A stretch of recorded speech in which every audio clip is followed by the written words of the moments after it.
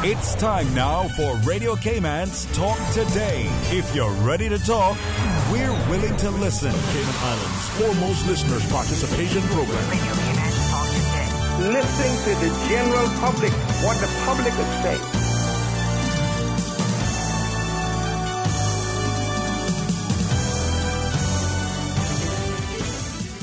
Good afternoon and welcome to Talk Today. My name is Orrett Connor, filling in for Sterling Dwayne Ebanks. We have several discussions scheduled for today. I want to remind you, you can call us on a toll-free number provided courtesy of Flow. That toll-free number, 1-800-534-8255. You can also call us on 949-8037 and 949-6990. Email us at talktoday. That is one word, talk today at candw.ky. WhatsApp us on 925-3261. And of course, you can follow us on YouTube simply by subscribing to Radio Cayman live stream. Please stay tuned for the record. We'll be back shortly. Talk Today. We'll be back shortly. Radio Cayman's Talk Today, the Cayman Islands' foremost listeners participation program.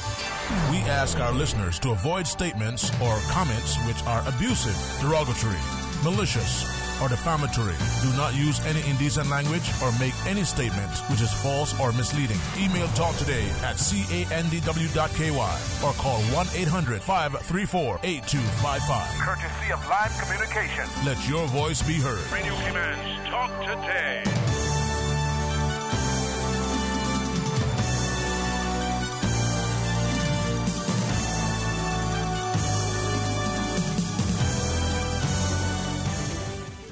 Good afternoon and welcome back to Talk Today. If I seem out of breath, yes, I am. I'm just coming from across the parking lot from the government administration building, rushing to get here. And, of course, Murphy's Law came into effect, actually, waiting to take the elevator to come down, and all of the elevators are heading up.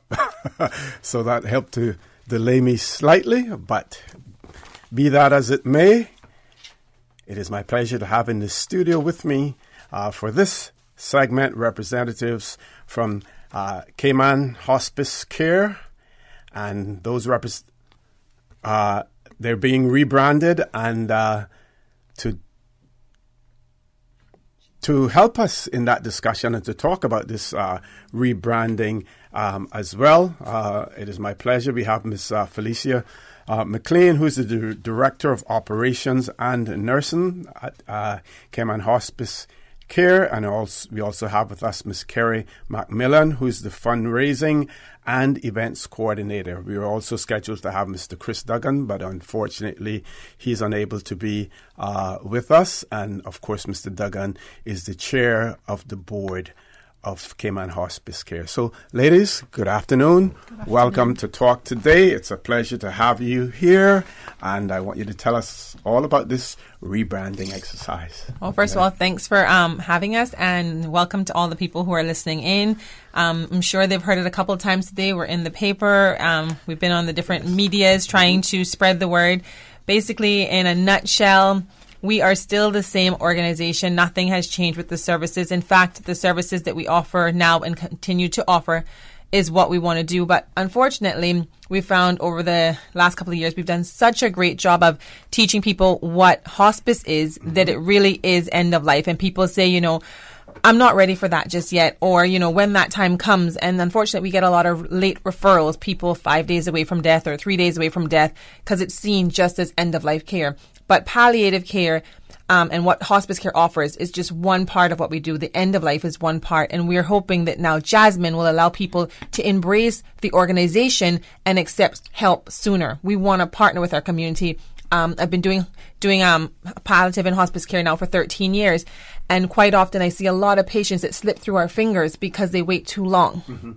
And we can't do some of the things. If you have older person that's ill who needs conversations about feeding tubes or no feeding tubes, by the time they've called us in, decisions have been made, and so we can't help them as best as we can. Or a young family who has a terminal diagnosis, who could actually do some planning in regards to leaving behind memorial cards or those kind of stuff. They don't do them because they're not thinking there, and hospice in general likes to partner with it, but even more so, Jasmine wants to partner sooner, and we're hoping that it'll have a more warm, friendly feeling.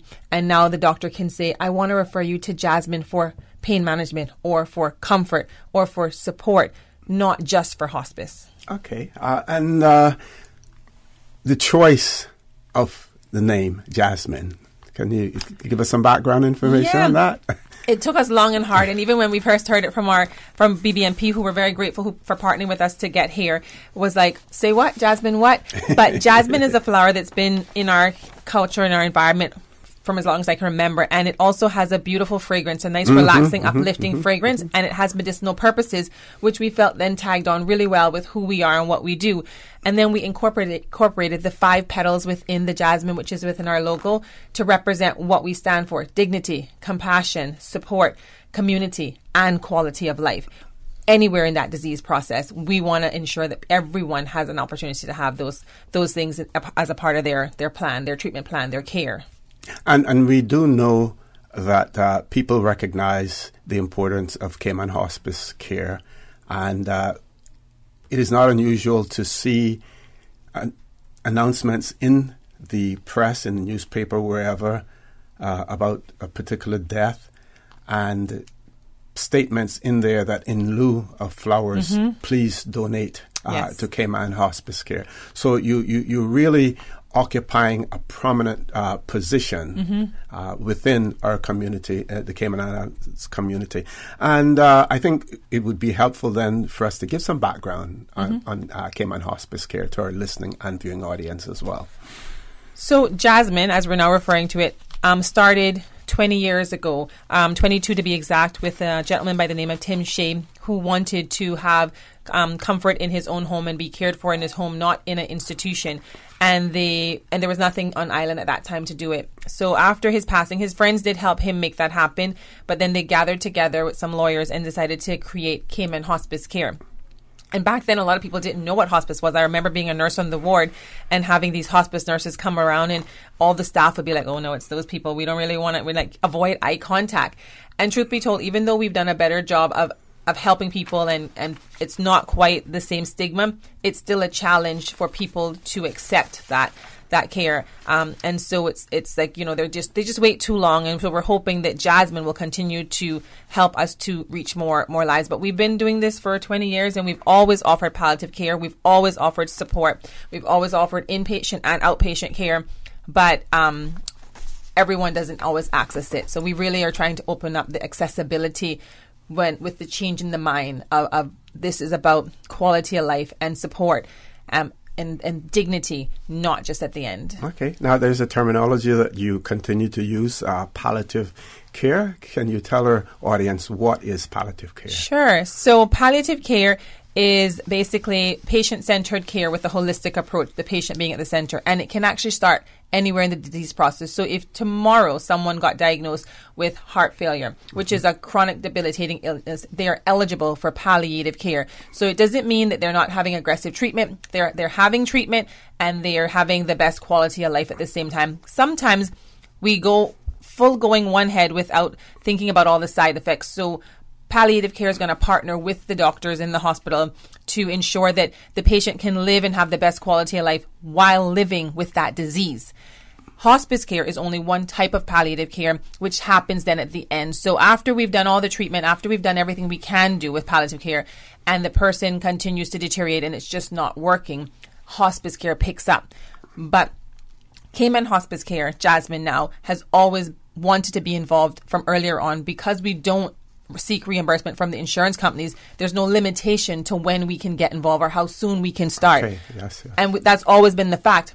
But the name was a stumbling block for even the medical community. Like, I've had so many doctors say to me, I think this is going to make it so much easier for me to encourage people to partner with you guys sooner. because it won't be seen as hopefully that connotation that I've given up hope. Okay. I want to hear something about your new home, the Jasmine Woohoo! home. We are very excited about this. Super excited. So 6,000 Yeah. square feet just off of West Bay Road behind Coconut Joe's. Everyone can see the road coming. We hope to have it open sometime in January. Things that are outside of our control are slowing us down a bit, but we're still pushing ahead as fast as we can. What else about it? So you have it, your admin unit as well as your inpatient unit. And in the middle will be a family community area in that regards. And we hope to offer a lot of stuff in that area. Okay. Now, Ms. McMillan, I know you're a fundraising and events coordinator. Yes, Can you tell our audience about some of the events and the fundraisers that were embarked upon to help you to get your Jasmine Village? Well, actually, the whole Jasmine Villa, the whole project, the new inpatient unit, is a totally segregated account. The initial fundraising event that kick-started that was Derek Haynes, through Derek when he ran And his Rotary. sixth marathon supported by Rotary, and then the community just got together and we have raised a lot of money through that account. This is very much a community building.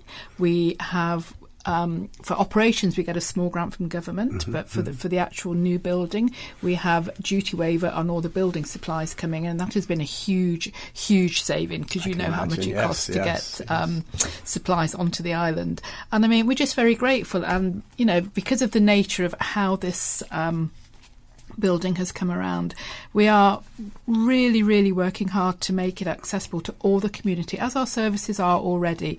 But this building, we have a huge room in the middle of the building, and we're calling it a community room, and multi-purpose. We want to run day programs. We want to run probably Lunch little clubs and yoga mini classes. exercise classes for illness appropriated ones. You know, our elderly patients aren't going to get them and do an aerobics class, but they can do stretch classes and in a chair and that kind of stuff. And we have volunteers who already decided to sign on board and said we would like to come like once a week and offer that class there for them. We have the pink ladies who are standing by to maybe do like a coffee morning and to come in and do puzzles and do games and different things and kind of give people a place to come to just chill, relax, share with others, grow together, lean on each other. And so it has tons of potential. We also have a memorial garden is there that'll have tons of jasmines planted all around it. So beautiful smell. And they can just come and sit back and enjoy and just kind of let us continue to be a community that grows and leans and lives together.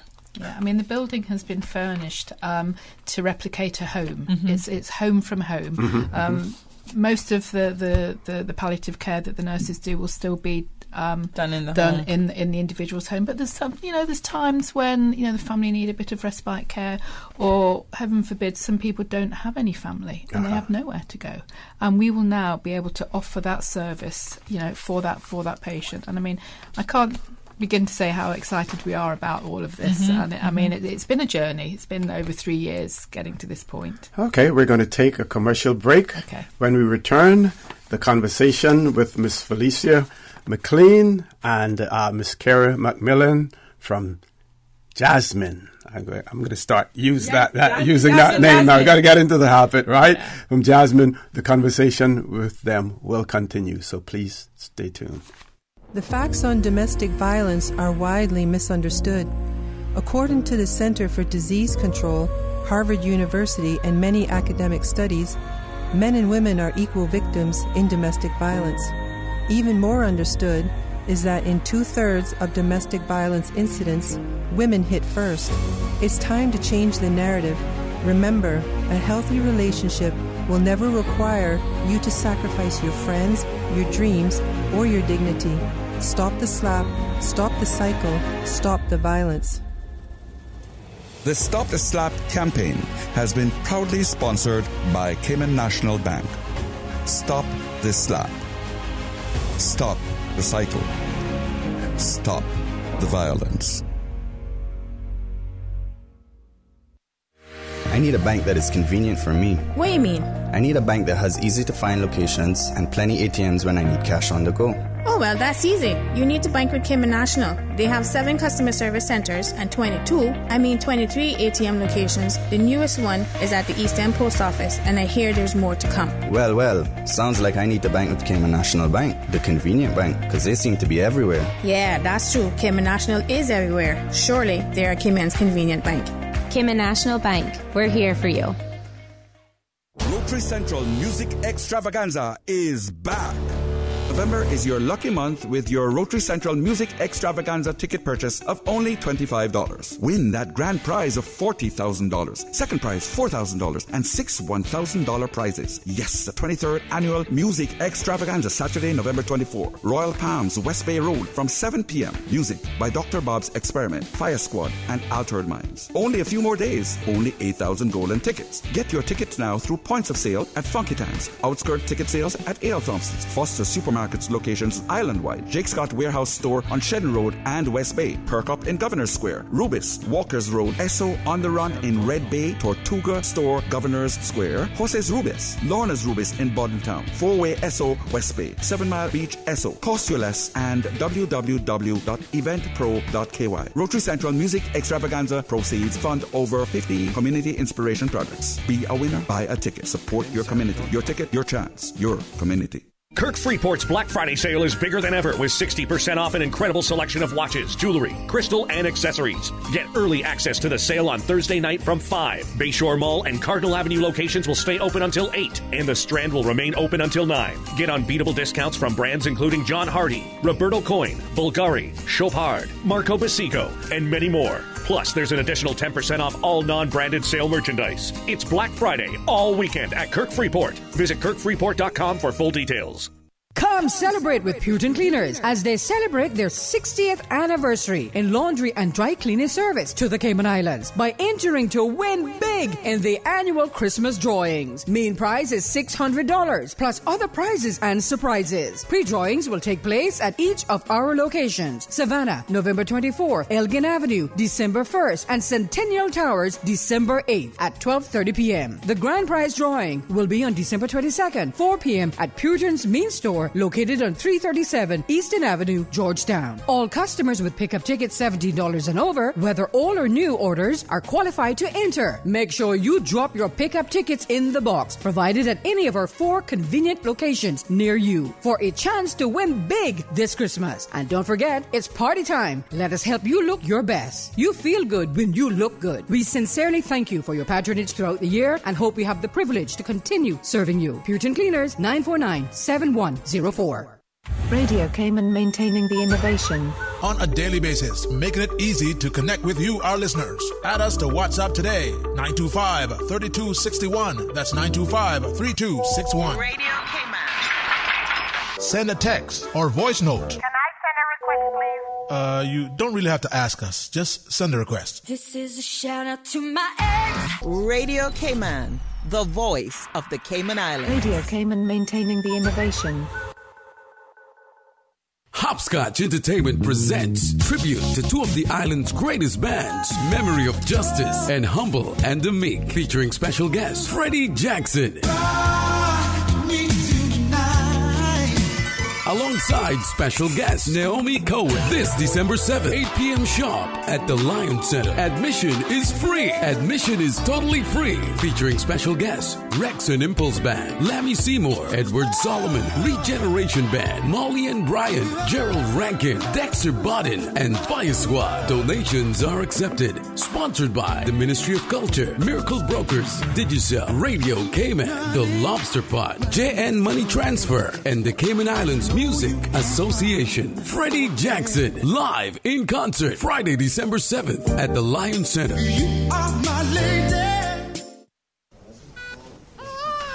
Good Congratulations, it's a boy. During the greatest events of your life, whether or not you have the right health insurance coverage should be the last thing on your mind. That's why at Fidelity Health, we are committed to helping you get matched with the right plan to suit you and your family. We offer a range of plans to suit your budget, plus access to a network of quality care throughout the Caribbean and the USA. You can relax and enjoy life's greatest moments when you are covered with Fidelity Health. Call us today at 949-7822 for a free quote. Listen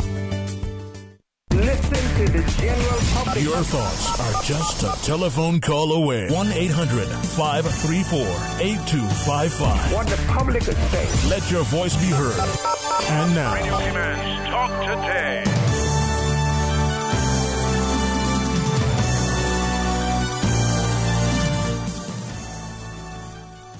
Good afternoon and welcome back to Talk Today. My name is Orrett Connor and I'm filling in for Sterling Dwayne Ebanks. Today will be the last day of me filling in as well, but I have enjoyed it immensely during the past week. We're here talking about the new name for Cayman Hospice Care, and that conversation has taken place with Miss Felicia McLean, who's the Director of Operations and Nursing at Cayman Hospice Care, now called Jasmine. And also with us, we have Miss Kara McMillan, who's the fundraising and events coordinator for Jasmine as well. Ladies, before we went on the break, we were talking about the building itself, and I'd like you to give us an update in terms of where you are and where you're likely to be this time next year. This time next year. This time next year, we will be in our building for well over a year. By that time, or about a year is what we're hoping for. Our building is up. The doors and windows are on. Everything is ready. There's lights and everything in there. But what's slowing us down right now is the road. We're trying to get the road paved and then request our CO and those kind of things. So there are things outside of our control. But a lot of people have been seeing the road and thinking, oh, they're just getting started because you can't see the building. But the building is back there, just about ready to roll. And so we're hoping to have our opening in the new year, in January. Early in January is what we're pushing for. That being said, because there's so many things outside of our control, if it doesn't happen, don't hold me to it. But yeah, so it's amazing, and it's going to host not only our office but also our inpatient unit in there, which will be great for those that can't manage at home, that need that extra bit of support in an institution but not wanting to be in a hospital. It creates a home-like environment. So there's 4 individual room suites that have like a pull-out sofa in there for family members to stay with them. They all open onto their own private patio, so they can enjoy the greenery and the breeze outside. It's absolutely beautiful. We've done the best that we can with the money that the local public has given us to provide as much as we can. Hence why we have that community room in the middle, which we're looking forward to putting a calendar together of different events that can happen, that people, our older generation, our bereaved family members, our volunteers can come to and have time and spend time with each other, whether it be for a yoga class or a stretch class or art therapy or music therapy. The sky is the limit with that space. So as long as people want to partner with us and offer something, we'll do our best to accommodate it, to really make it be a place of life, not a place of death, but a place of life, of living life and making the most out of it together. Okay, Ms. McMillan, are you in a position to share with us some of these events that you're likely to plan once you move into your new facility?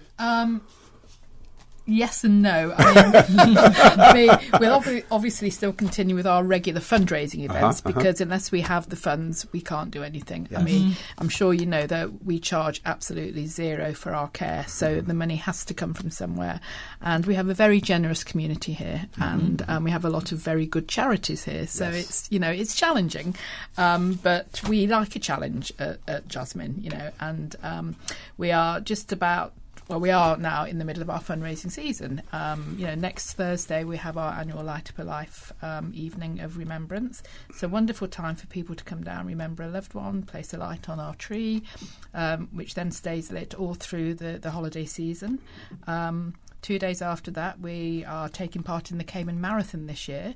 We have a big contingent of runners running in our own shirts. Jasmine. Jog for Jasmine is what it says. And for the first time, we have a water stop up at the South Sound Dock. We are going to be very big, very colourful and extremely loud. So we apologise to all the residents of Bella across the street at 5 o'clock in the morning. We need to get bang for bang, and then in the new year, obviously we have the move into our facility. We also have our annual Burn Supper, which is an evening of Scottish entertainment. It's a traditional Scottish event. We picked this up 4 years ago, and it's proved to be very popular. We hold that at the Grand Old House. It just seems to be gaining momentum each year. And then, we have our 2-day Flag Day event at the end of February, which is our grassroots, volunteers on the ground coin drive, massively popular. We have nearly 300 volunteers on the streets, and we're having brand new T-shirts, so we'll be a complete wash of sea blue colour around the island for that day. And then we have our annual gala in April. There's lots of ways that people can volunteer their time and their money. A lot of people work hard here, and they don't have the time to necessarily volunteer. So we accept any donation, large or small. It doesn't matter how small it is. Our motto, certainly for Flag Day, is every penny counts. For people, men and women who have the time. There's lots of ways volunteers can help. They can help. We do a couple of training sessions a year. We do a basic training one for anyone who wants to volunteer. Then if that person feels they want to get involved in patient care, working alongside the nurses and helping out the family, we do an extra Hospice 201 training. And, the volunteers build up their own relationship with that family, their own timetable, and every family is different. It can be just a case of, can you walk my dog twice a week? Can you come and do my shopping? Can you take me for a physio appointment? Can you read to me? As well, we like volunteers in our office as well. There's always things that our volunteers can do. We are always looking for volunteers. We would never turn a volunteer away. 945-7447. Please call. Right. We have 2 events coming up next week, and we can certainly use your help. Ms. Felicia, you mentioned the fact that you don't charge a fee. How challenging is it when not charging a fee for you to be able to provide all of the services that you do provide? Oh, see, that is where I continue to be amazed. Our community is such a giving community that they haven't left us with a lot of, oh my goodness, what ifs. They do get behind the cause of providing quality of life care to the terminally ill in that regards. And so the community has been giving. Hence our new facility, like she says, we've gotten the duty waivers from government, and then the rest of it has all been based on the generosity of our community. And so we really are pushing the Jasmine name and the change so that they will see the two as one and understand that we still give that and more. And we want people to access the more that they haven't been doing. But the community, we can't say thank you enough. We are where we are today. And like you said, in lieu of flowers and that kind of stuff, because of the community's generosity to want to make a difference in someone's life, paying it forward, because they may not be using it right now and they may never use it, but they pay it forward into the lives of those who need it at that time. And we can't say thank you enough. It is the community, and they are supportive of us. Okay, we're going to take another commercial break. Folks, please stay tuned. When we return, the conversation with Ms. Felicia McLean and Ms. Kara McMillan from Jasmine will continue. Business owners and marketing managers, did you know that during the holidays, 1 in every 3 persons in Cayman search findyellow.com? Get more visibility for your business with Yellow's special Christmas advertising package. Contact our advertising consultants at 949-7027 or visit findyellow.com to find out more. Yellow, we know Cayman. Get fit, lose weight, and keep healthy while sitting with the new Desk Cycle. The Desk Cycle is one of the highest rated 4.7 items online with over 1,800 reviews. Get yours for $125 during the Black Friday half-price sale. For more information, you can call or WhatsApp 326-3726 or email deskcyclecayman@gmail.com, or you can visit their website at www.deskcyclecayman.com. South Coast Bar and Grill up in Breakers, man, that is the place. For for traditional Cayman cuisine. Oh, you will love the taste. At South Coast Bar and Grill, we got conch and lobster and turtle stew. And every Sunday, come out with your family for the barbecue. South Coast Bar and Grill by the seaside, 11 a.m. to 10 p.m. daily, lunch and dinner. Call us at 947-2517. For Cayman and cuisine, the talk today is South Coast Bar and Grill. Attention Cayman Brack, stop by Captain's Table today from 4:30 until 6:30 p.m. to register for the tomorrow's 3rd annual Brack Breeze Fusion 5K Walk Run.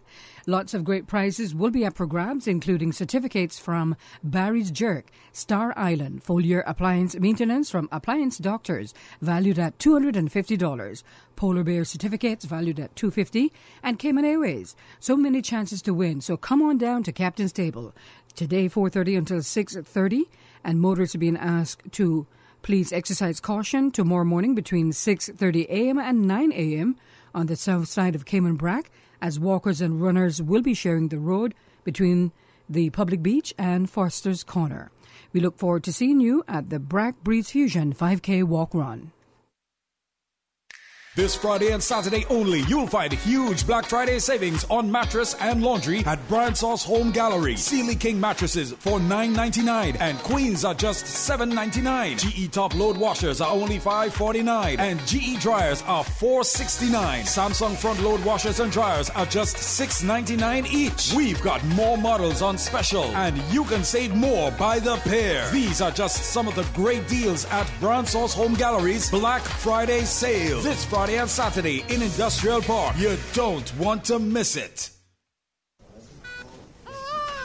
Congratulations, it's a boy. During the greatest events of your life, whether or not you have the right health insurance coverage should be the last thing on your mind. That's why at Fidelity Health, we are committed to helping you get matched with the right plan to suit you and your family. We offer a range of plans to suit your budget, plus access to a network of quality care throughout the Caribbean and the USA. You can relax and enjoy life's greatest moments when you are covered with Fidelity Health. Call us today at 949-7822 for a free quote. The facts on domestic violence are widely misunderstood. According to the Center for Disease Control, Harvard University, and many academic studies, men and women are equal victims in domestic violence. Even more understood is that in 2/3 of domestic violence incidents, women hit first. It's time to change the narrative. Remember, a healthy relationship will never require you to sacrifice your friends, your dreams, or your dignity. Stop the slap, stop the cycle, stop the violence. The Stop the Slap campaign has been proudly sponsored by Foster's Food Fair. Stop the slap. Stop the cycle. Stop the violence.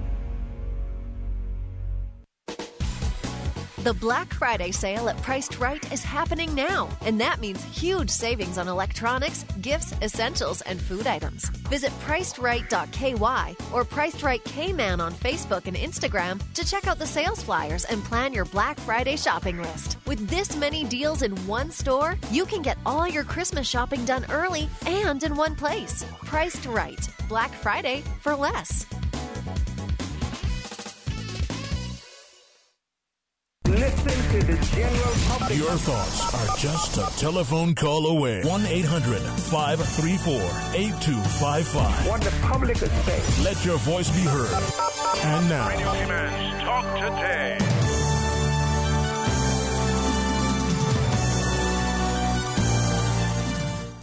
Good afternoon and welcome back to Talk Today. It is my pleasure to have in the studio with me representatives from former Cayman Hospice Care, which is now rebranded, renamed Jasmine.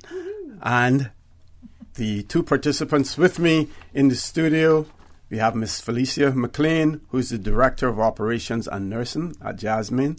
And also with us, Miss Kerry McMillan, who's the Fundraising and Events Coordinator at Jasmine as well. I have two additional questions that I want to ask both of you. One is in terms of your patient population. How many patients do you have at this point in time?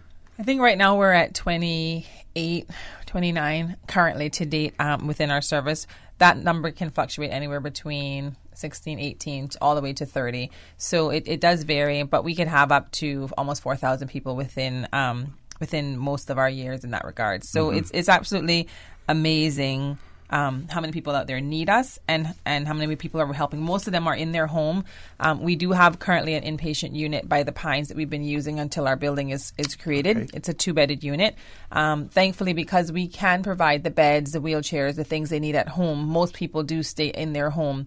But once in a while, there are families where the home isn't suitable or there's not enough family support, as Carrie mentioned. And so going into an inpatient unit is good. But sometimes even when you have the family, it's still great, because when you're in the home caring for someone and you're the mother and you're the caregiver and you also have to be all these different roles, it's quite a huge task to take on. And it's hard when you're also, dealing with the chronic illness in that regards. And so there's so many emotions. When we can take away that one element of the care aspect, and then the family person can be the wife, the daughter, the mother, whoever she needs to be, and just be there at that person's side, you see a sense of relief. They can actually truly grieve, or they can talk, they can communicate, they can share those moments without being busy worrying, did they take their medication? Did they eat their food? What's going on? What should I be doing? Turning, changing, and all of those things. It's a huge relief. So we're hoping going forward with our new facility that Jasmine will be able to offer maybe 2 beds as palliative beds and 2 beds as hospice beds out of the 4 inpatient unit beds that we are currently building, so that we can always have room for both. Okay. And how does one get involved in hospice care in terms as a patient? How do you get introduced to so to anyone in the community can refer. So if you have a friend that's dealing with it, you could call on their behalf, but you do have to get their permission, because we don't want to just call someone. But the friend can refer, the physician can refer, the patient can self-refer, the family member can refer. They just need to call us at 945-7447 on our website, jasmine.ky. It can say, contact us, there's a button, you just click there and that'll automatically email straight to us to say they have someone, and then the nurse will get in touch with them. They'll also get in touch with their primary care physician, because we do work with the different doctors in the community, and then we go and do an assessment. So it's really, really easy to be referred to hospice, or to call hospice Jasmine. To be referred to Jasmine, to call Jasmine for help. It's going to take us all some time, but we're going to do this because it's going to be amazing. But yeah, it's really, really easy. Just a phone call away or an email click away, and we're happy to help. Now, you've both spoken about the generosity of the Cayman community, and you see it over and often. But how can people volunteer as well? And there are many people who would gladly give of their time, give of other resources that they may have as well. And how can they go about doing that, Ms. McMillan? We do have a volunteer application form, and it lists the various areas of volunteering that we are currently in need of. Once that form, it's on our website, jasmine.ky. I think it's actually not up. That part isn't yet. Our website is coming in 2 phases. Okay. So phase 1 is more of a contact us. So if someone wanted to go on right now, it'll allow them to email us and tell us what they want. And then phase 2, when we get it up and running, we'll actually have the form that you can complete online, hit submit, and it'll come straight to us. Make it easy. Great. Okay. So once we have the completed form in, then we let the volunteer know when our next Hospice 101 training session is, and bring them in and give them a general introduction into hospice, and just take it from there. A lot of our volunteers have special skills that they use, like art, music, crafts, yoga, and we love to utilise those. And even those one, I talents. remember one, I love the story of a patient volunteer that got involved, and she was just really good at writing and those kind of tasks. And she sat with a patient and listened to all of his stories. And when he died, she gave the family a folder with all of his stories, life stories. Wow, and no one knew she was doing it. It was just that was what she was good at. So she just listened well, met often, and put a book together with all the stories. The family were so grateful. So each volunteer uses their own strength to figure out how to meet that patient's need, and it just develops from there. It's amazing. It currently costs us $1,800 a day to operate Jasmine. Okay, a day. Speak a little more into it. That's okay. That's okay. Into the mic. Yeah, $1,800 a day to operate Jasmine. Now we get a grant from government, which equates to roughly 6 to 8 weeks of operating costs. Wow. So that leaves a huge void that we have to fill, and we do fill it. We from the generosity of people attending our events, from donations from in memory of, from donations in lieu of flowers. The money comes in, and it's such a well-supported organisation globally, but particularly here in the Cayman Islands, because it's a small community. Yes. It's a very small community. And just referring back to our volunteers, that's why we like to use their talents as well, because we don't want to spend unnecessarily money or more than we have to on supplies and on resources. We're very, we always get down to counting the paper clips. You know what I mean? We are very, very frugal with stuff like that. And so anyone who does want to donate in any way whatsoever, time, money, anything else, even like handwriting, we get them in and they might help us write our thank you cards and that kind of stuff. So any talent that you're good at, we can find a use for it. That's for sure. Absolutely. And certainly in this season of giving, we would encourage people to give to even Jasmine as the well. Cayman quilters, they make us these lovely quilted pillows that we can give to all of our patients on admission. So we've, the community, there's a way for everyone to get involved if they're interested in getting involved. Okay, we're about that stage. We have about 1 minute left, so I want to give you an opportunity for some final comments. I want to say thank you to the community from the bottom of my heart and from Jasmine at its whole. I'd like to make sure they remember that there's no difference in our organization. I still work for a great organization that will provide palliative and hospice care to anyone in the community who needs it free of charge. But we're hoping that Jasmine will be a name that they will warmly welcome in a lot sooner than they've been currently welcoming into their homes, so that we can do that much more for the patient, for the family, and for the community at large. Excellent. Ms. McMillan, any final comments from you? Not really. I mean, just to reiterate what Felicia said, and, the earlier that we can build up a relationship with the family, the more trust that we have, they can trust us more. We've built up that relationship and that trust. The earlier, the better. We can't emphasise how important that is. And if they're interested, Light Up a Life is next week, Thursday. So if you want to remember a loved one. And what is that, Light Up a Life? It's a remembrance service that we have at Cassia Court every year. Okay. And basically, we write the name of the loved one on a lampshade. They place it over a light and literally illuminate that person's name and remember that loved one. Because Christmas is a hard time for a lot of people with loss, and we want to keep their memory going in a positive way. So we provide this annual event. There's a minimum fee of $10, and you can remember as many people as you want. Okay. I want to wish you all the best in your endeavors, and I will commit to using the new name, Jasmine as well. Jasmine. Folks, please stay tuned. Talk Today. We'll be back shortly. From district to district, moving through the waters to Cayman Brac and Little Cayman. Your station, your voice. All things Cayman. One radio, many people. This is home. Radio Cayman in the Cayman Islands. Radio Cayman. Radio Cayman's newsroom. These are the biggest stories right now. The Security Center Limited has launched an employment development program in partnership with the Cayman Islands Boxing Association, which creates opportunities for young Caymanians to get on-the-job training in the security industry. The internship program, designed by Security Center's Human Resources team, includes a range of course modules to give experience in all aspects of company operations, from accounts and sales to electronic security systems and guarding. The first participant is amateur boxer Alex Smith. Good afternoon, I'm Dion Anglin with your headlines in news elsewhere. Theresa May has said the UK should not hope for a better deal from the EU if MPs reject her Brexit agreement. She told a BBC phone-in that there would be just more division and uncertainty if Parliament voted against the agreement next month. But she declined to say whether the UK would be better off outside the EU, saying only it would be different. Gunmen have killed at least 4 people in an attack on the Chinese consulate in the Pakistani port city of Karachi. Gunshots were heard outside the consulate in the upmarket Clifton area. Police shot dead 3 attackers. Separatist militants who oppose Chinese investment projects in western Pakistan say they carried out the attack. And following a food safety alert issued by the U.S. Centers for Disease Control on Tuesday, regional health officials have warned consumers to avoid eating romaine lettuce and salad mixes containing romaine lettuce until more information on the source of the contamination and the status of an outbreak of E. coli infections linked to romaine lettuce can be determined. That's a wrap of your headlines. I'm Dion Anglin. Radio Cayman, the voice of the Cayman Islands. What's happening in your community? News and information, music and more. You can find us. www.radiocayman.gov.ky.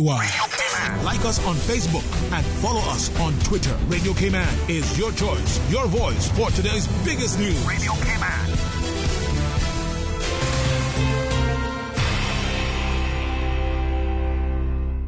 Kirk Freeport's Black Friday sale is bigger than ever with 60% off an incredible selection of watches, jewelry, crystal, and accessories. Get early access to the sale on Thursday night from 5. Bayshore Mall and Cardinal Avenue locations will stay open until 8, and the Strand will remain open until 9. Get unbeatable discounts from brands including John Hardy, Roberto Coin, Bulgari, Chopard, Marco Basico, and many more. Plus, there's an additional 10% off all non-branded sale merchandise. It's Black Friday all weekend at Kirk Freeport. Visit kirkfreeport.com for full details.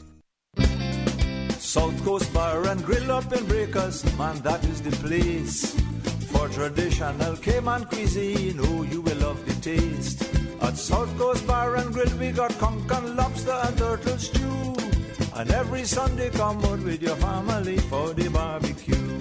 South Coast Bar and Grill by the seaside, 11 a.m. to 10 p.m. daily, lunch and dinner. Call us at 947-2517. For Cayman and cuisine, the talk today is South Coast Bar and Grill. King Sports Center takes pride in being more than just an ordinary gymnasium. For 14 years, their multi-purpose facility has been providing the community with a variety of sporting, recreational, and relaxation activities. King Sports Center has a bowling alley, lounge bar, multi-purpose rooms, powerhouse gym, rock climbing wall, bungee jumping, a 10,000 square foot rink, and so much more. For more information on the variety of services, call their friendly staff today at 946-5464 or email kings@candw.ky or visit www.kingsportscenter.com. King Sports Center, your one-stop shop for fitness, recreation, and relaxation. Listen to the general public. Your thoughts are just a telephone call away. 1-800-534-8255. What the public is saying. Let your voice be heard. And now, Radio Cayman's Talk Today.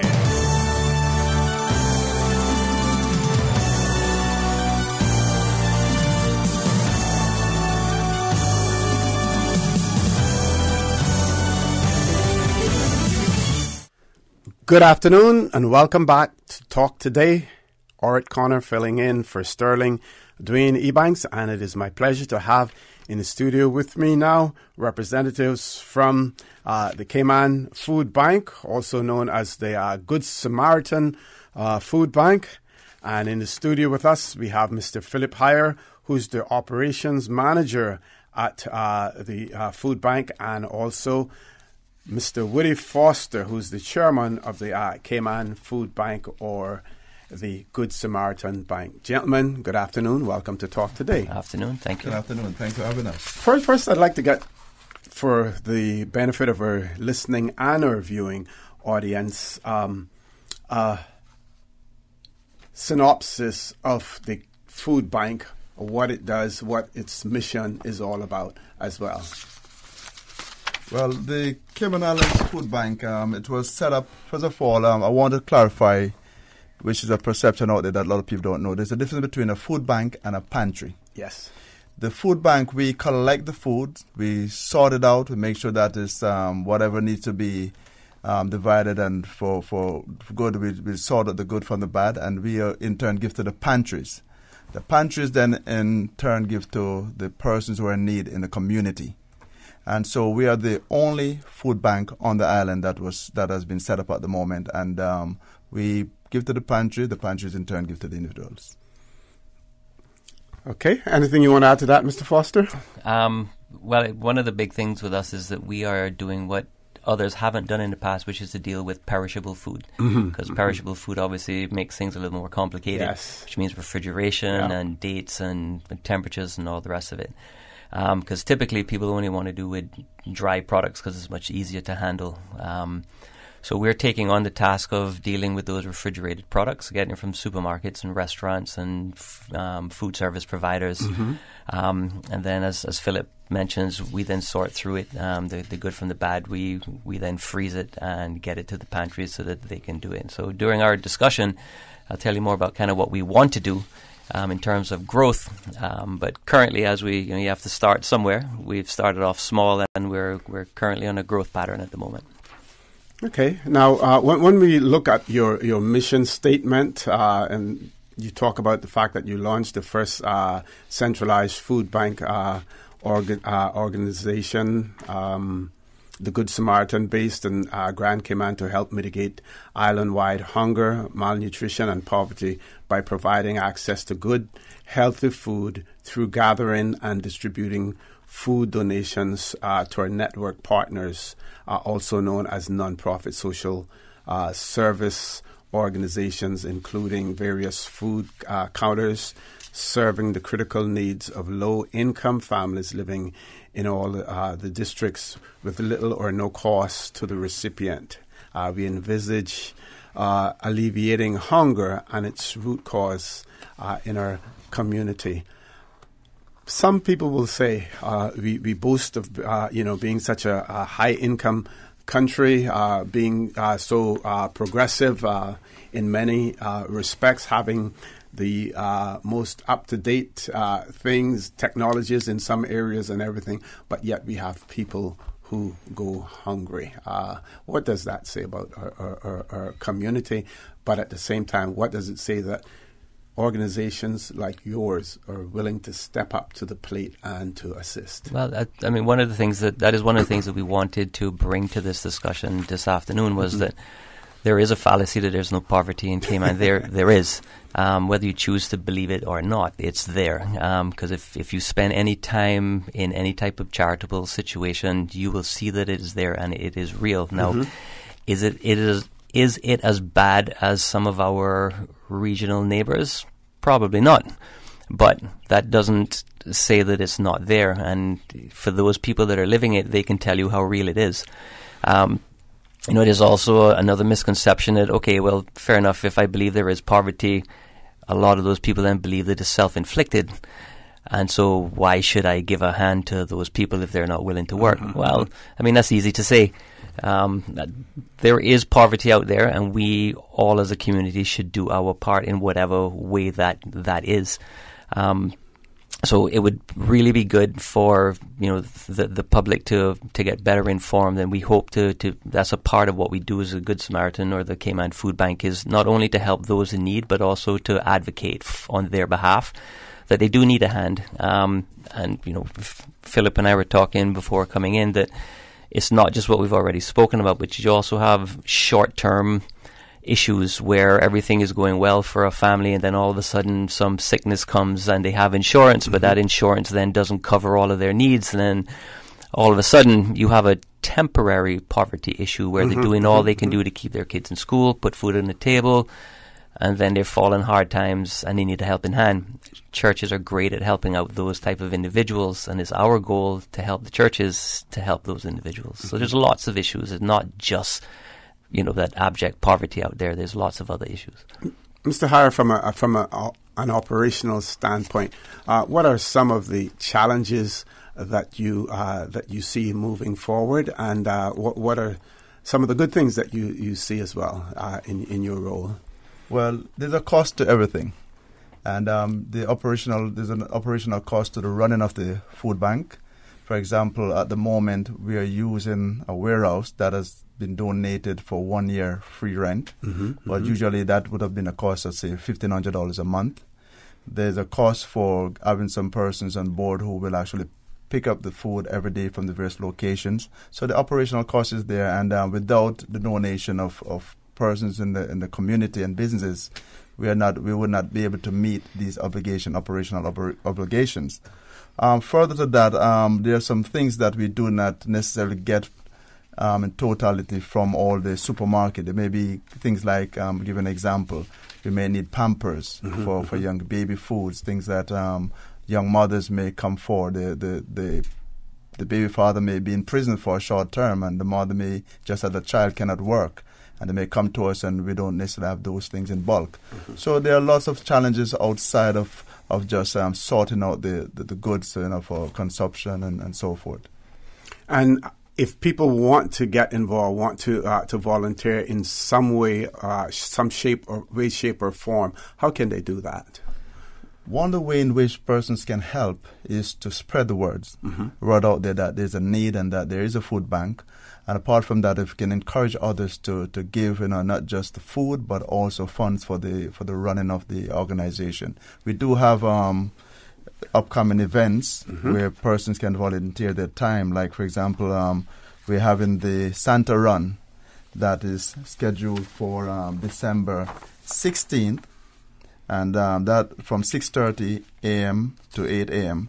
And during that time, persons will volunteer their time at the water stops, and we need individuals to sign up for this, whereby the proceeds from this will go towards the food bank. And we want to thank the Darts Foundation for coming on board with this. We have also coming up is the Cayman's 27 Parade of Lights, and that's the December 1st from 6 p.m. to 10 p.m.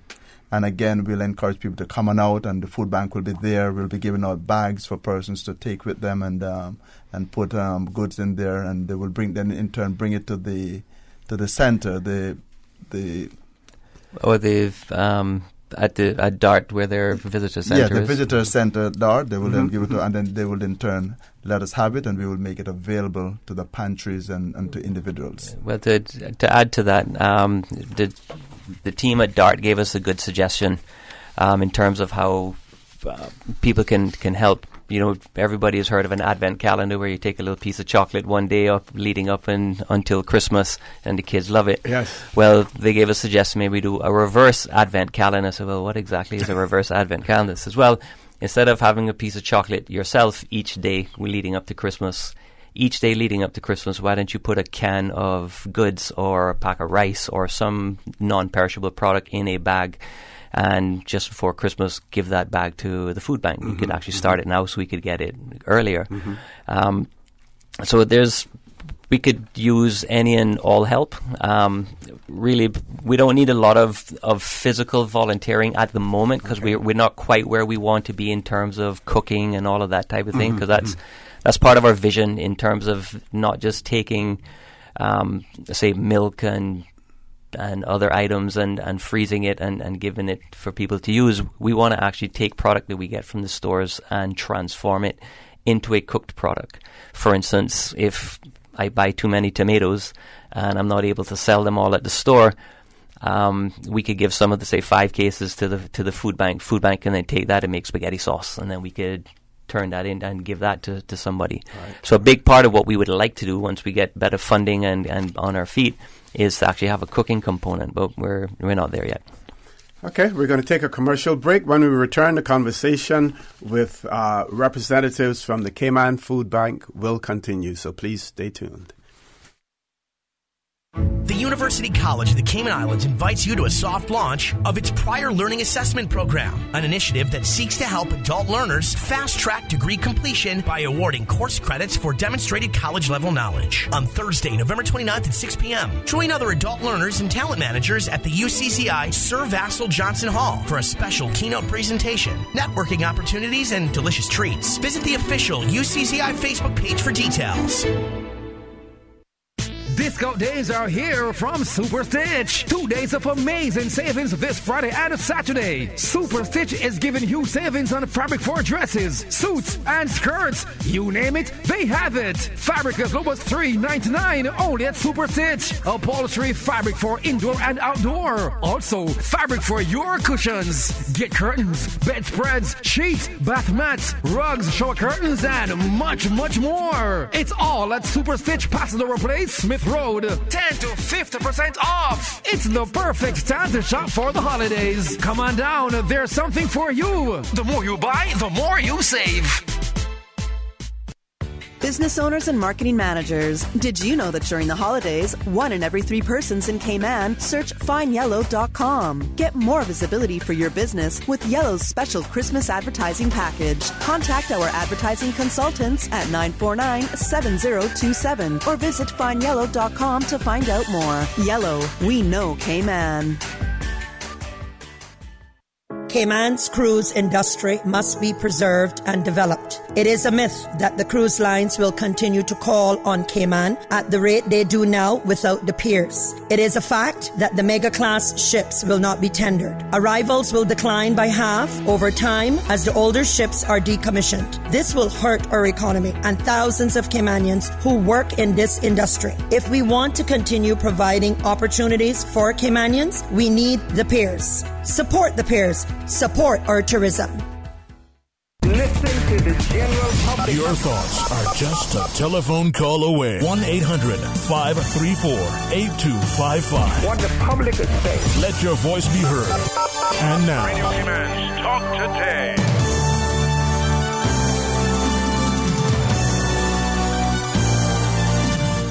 Good afternoon and welcome back to Talk Today. In the studio with me, we have representatives from the Cayman Food Bank in the person of Mr. Philip Heyer, who is the operations manager, and also Mr. Woody Foster, who is the chairman of Cayman Food Bank.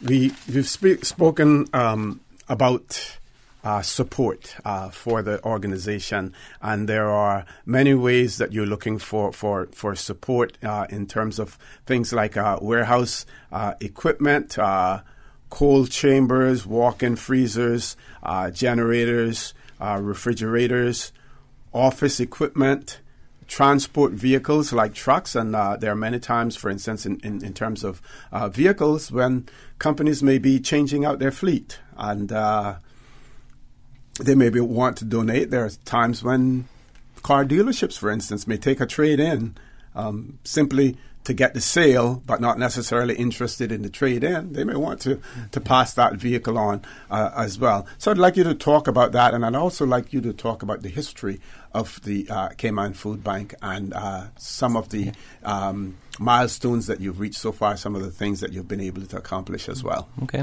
Well, We've been in existence now for just shy of a year. December 14th last year is when we cut the ribbon and opened up officially. And so far we've been very blessed with some donations.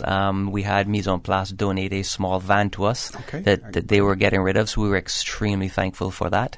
It is getting toward the last of its usefulness, so we are going to need one again soon. So if there's somebody out there who might be defleeting or has a vehicle that they think we could use, we would really appreciate that. Or if there's a good mechanic or a boarded person that can get that one back up to speed. Indeed. We had the Rotary Club of Grand Cayman actually donate enough money so that we could get a walk-in freezer, because we had gone to one of the local home stores and bought 2, kind of home freezers, for deep freeze. But we filled those up to capacity, and it just wasn't working for us. So the Rotary Club stepped up and gave us enough money to buy a walk-in freezer. And then we had a couple of local companies, Brite and Cayman Climate Control, who actually did the installation for us for free. So we have a walk-in freezer. So the community has already started to step up, but we have a lot more to go. So for those of you out there who may have a company who's willing to help but doesn't know where to help, obviously keep us in mind. And those contact numbers, in terms of they want to assist, how can we give those out right now as well? Yes, they can. First of all, you can email us at info@caymanfoodbank.com, or our number at 936-661-11, 936-661-11, or my number 922-3321. Great. And one of the things I would like to add to what Mr. Foster just said is that one of the main things that we need almost immediately is a refrigerated cube truck for transporting the goods whenever we pick it up, especially from the supermarkets. That's needed. So even if we fix the present vehicle that we have now and in better repairs, we are still in need of this truck. And one of the rail, again, I keep pressing, is financial partners. we'd like people to donate, in the short term, the long term. We will need this as an ongoing thing because it is a cost to running the food bank. To date, we have helped over 900 families, single moms, dads, so forth, and we also have given out over 13,000 pounds of food. And I want to thank Foster's Food Fair. They've really stepped up to the plate as being one of our main donors of food. Other persons in the community have given as well.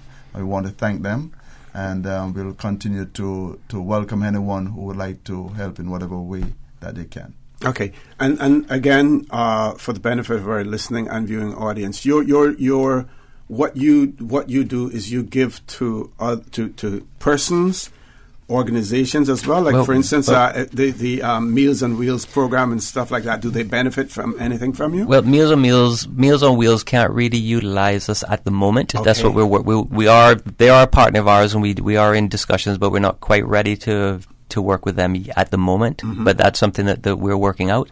But Philip is going to go through what we do in terms of the pantries, because he says we don't actually give to individuals specifically now. We actually lead them to the pantries. So what we're doing is we're creating relationships in every district so that there is a pantry that we can send somebody to whenever they're in need, whether it's West Bay, East End, Boddentown, or wherever. And one of our big partners is the NAU, the Needs Assessment Unit, and I'm sure most of the population will know that when you go to the NAU, they don't just give you something immediately, right? There's a process to sign up, and that process could take a month, 2 months, 3 months, whatever. So what we're looking to do is we're looking to be a bridge for that they can then send those clients to us immediately. So we're helping to at least put food in their mouths while that process is happening. So, once the NAU contacts us, we can then, find out where they live and send them to the correct pantry. So that's one of the big things that we're doing, is making sure that the assessment program, that everybody's on the same assessment program so that it meets the criteria. And also by doing that and keeping a master list, we're also getting away from the double dipping where somebody hits Boddentown and they hit Georgetown. So, because what we don't want is for somebody to be double or triple dipping and then keeping somebody else not getting at all, right? So having a proper list out there that also coordinates with the NAU, we can achieve all of those. Okay. On the volunteer side, again, can we talk of some of the specialties that you're looking at in terms of volunteers, and a rough idea in terms of how much time you would expect them to donate towards your venture? Well, as it relates to volunteers, we're going to need them more so on the basis whenever we start to do the actual cooking. Right now we have a lot of sorting out to do and on a daily basis, and we find that most individuals cannot volunteer except on weekends. And so if anyone would come, they would do the cleaning of the facilities, or more so when we're doing fundraising events like what we have coming up, the Parades of Light and the Santa Run. We'll need volunteers to be involved for a couple of hours to do things like this. But not trying to switch the talk with Mr. Connor. Sure. No, you can. You can switch the topic. I want you to get your messages across. Not a problem. Concerning the food pantries, I want to add to what Mr. Foster said, is that we're providing a centralized database. And so all the food pantries that we give to, we give them the form to fill out, the assessment form, so they're on the same page. And then we collect the form. They keep a copy. We keep a copy. And we put it in the centralized database. So person don't just come and show up and say, I want food. They actually have to be assessed, and then after the needs assessed. Some people are for the short term, and some are for long term, based on their situation. So concerning the districts now, I may let you know that there are food pantries in West Bay. It's the Chapel Church of God, 388 Town Hall Road. And the contact, the number for that is 929-9222. And all this information, if you get lost somehow, they can call the food bank and speak with me with the number we gave earlier. We have the First Assemblies of God, located at 195 Old Crew Road. And they're open from 12 noon to 2 p.m. on Saturdays. We have the New Testament Church of God with Operation Compassion. And the contact person The number there is 938-1694. They're open on Saturdays. We have the Church of God Seventh-day Adventist, Dilbert Plaza, Red Bay. And they're open on Tuesday from 6:30 p.m. to 9 p.m. We also have Miss Donna Connolly, who actually goes into the homes in East End, North Side, and Bordentown. And our contact number is 929-7766. All these numbers and information one can get from me from the main number that we give. And people would access those locations for what? To get the food. To get the food. Yes. To be assessed first, and then get the food accordingly. Yes. Yes. So I want to say that these organizations, we appreciate them, open their doors as pantries, and we're still looking for more. We would like one to be set up in Northside and Bordentown as well. Okay. Mr. Woody? Well, I think we have forgotten one thing on the volunteer side is from an admin perspective, because we forget about that sometimes. Fundraise, help people that are willing to help with fundraising, people to help with administrative items, in terms of filling out the database, the master database, taking all of those forms and actually putting them into a spreadsheet. So there are some admin things that we could use from individuals who may have time, organized people who have time in their hands that would like to help, whether it's from an IT perspective or whatever. So maybe some of those kind of forgotten things we could use, because it's not just rolling up your sleeves and working hard. There's some behind the scenes things that need to get done as well. Okay. I'd like you to highlight the events that are coming up again, the fundraising events, because those are going to be extremely important for you. So I want you to take your time and highlight those again for us, please. Yes, we have the Cayman's 27th Parade of Lights, December 1st, 6 p.m. to 10 p.m., and that's where the food bank will be giving out bags for individuals to fill and bring back to the visitor center. We also will be looking at donations on that night, so you can feel free to bring your checkbooks along and write a check to the Cayman Islands Food Bank. Much appreciated. Then we have the Santa Run, this December 16, from 6:30 a.m. to 8 a.m. I think Mr. Foster himself will be running that on the day as well. Hopefully I would love to run it as well if I can get away, but I may likely have to volunteer my time there. And those are the two major events that are upcoming at the moment. But we will let the public know as we go along via the internet and the media, local media.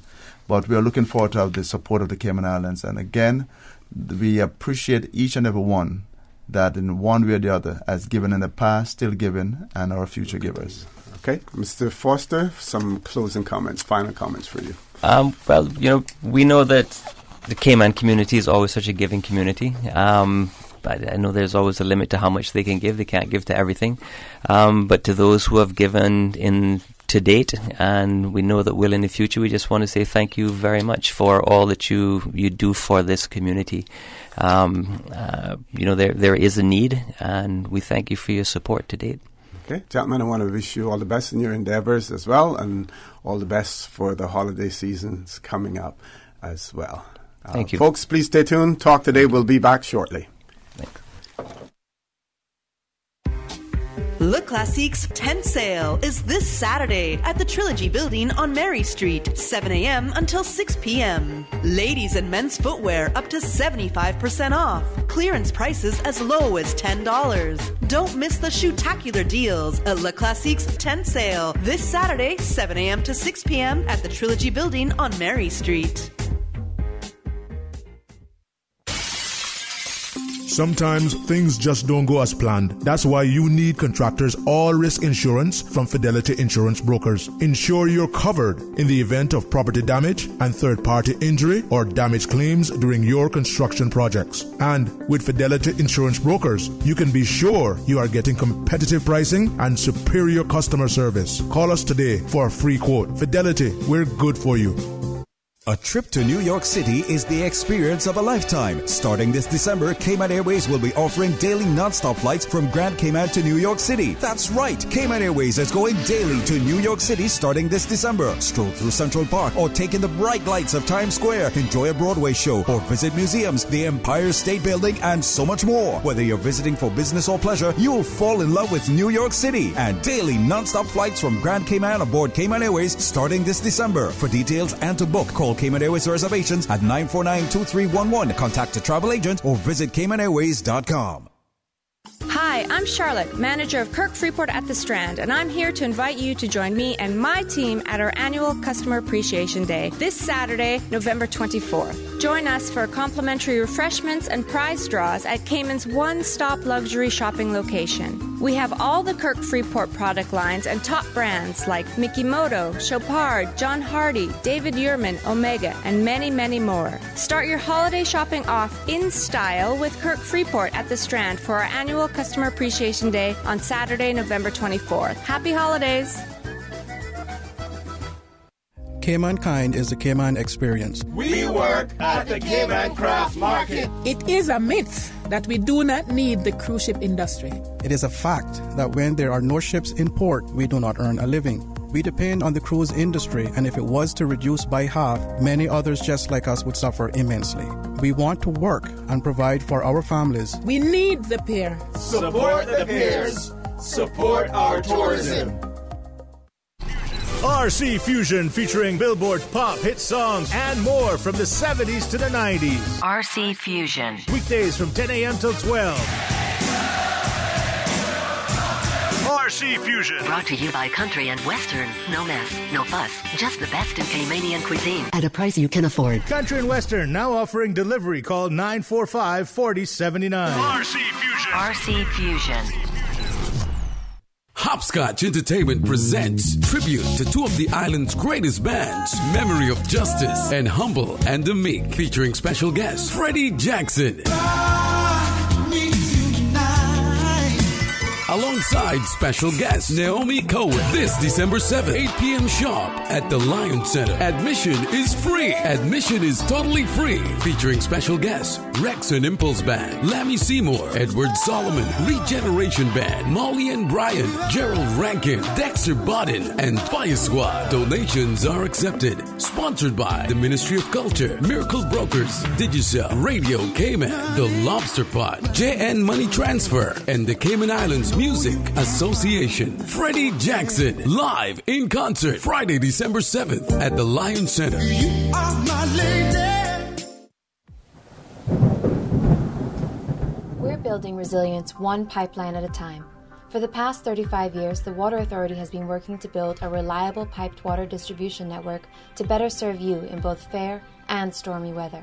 Visit our website or follow us on social media for useful hurricane preparedness tips and important updates in the case of an extreme weather event. This hurricane preparedness tip is brought to you by Water Authority Cayman, suppliers of the world's most popular drink. The University College of the Cayman Islands invites you to a soft launch of its Prior Learning Assessment Program, an initiative that seeks to help adult learners fast-track degree completion by awarding course credits for demonstrated college-level knowledge. On Thursday, November 29th at 6 p.m., join other adult learners and talent managers at the UCCI Sir Vassal Johnson Hall for a special keynote presentation, networking opportunities, and delicious treats. Visit the official UCCI Facebook page for details. Listen to the general public. Your thoughts are just a telephone call away. 1-800-534-8255. What the public is saying. Let your voice be heard. And now, Radio Cayman's Talk Today.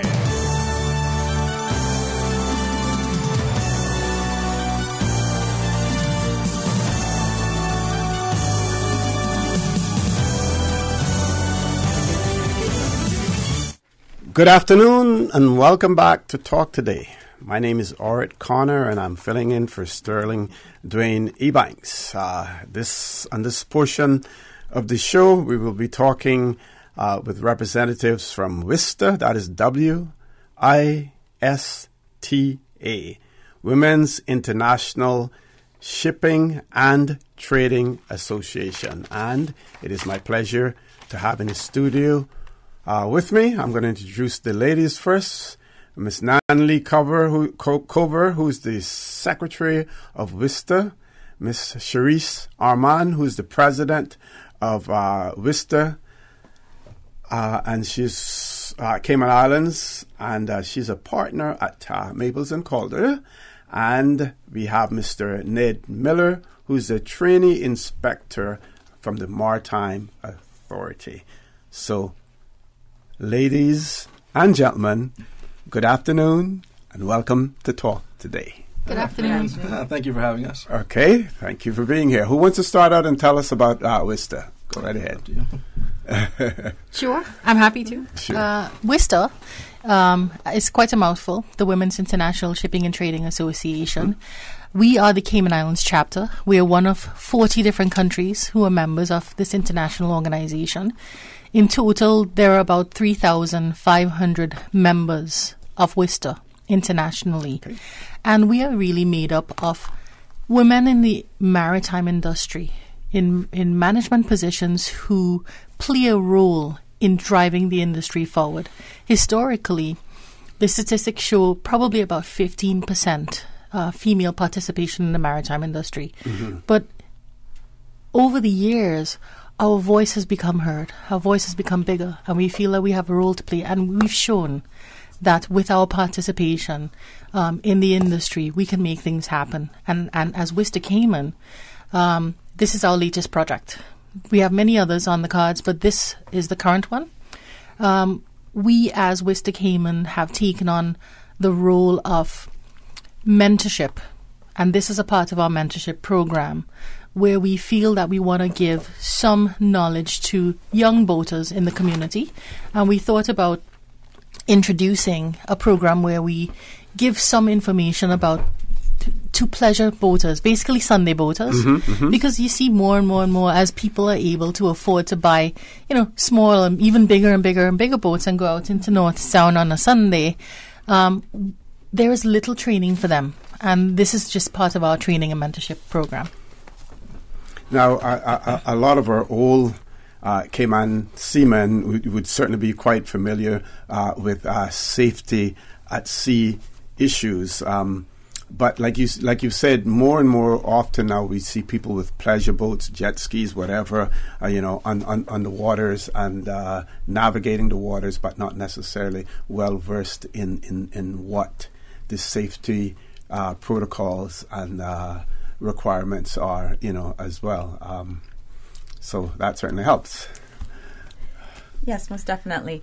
And like Sharice was saying, this is one of our pet projects at this point, and we're looking to ensure that we can spread awareness to the individuals on the island, whether you're new or you are a seasoned boater, to come out, because we're really dealing with safety at sea for the pleasure craft water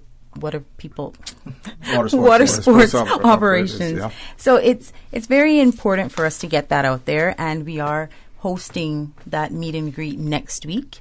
And it is going to be at the Georgetown Yacht Club. So we're hoping to get a lot of interest out of this so that we can just get people out there and sensitize them to the necessities of being safety conscious on the water. Okay. Now, is it going to be a water-related event in terms of you're going to have seacraft there and everything, or it's going to be in a different setting?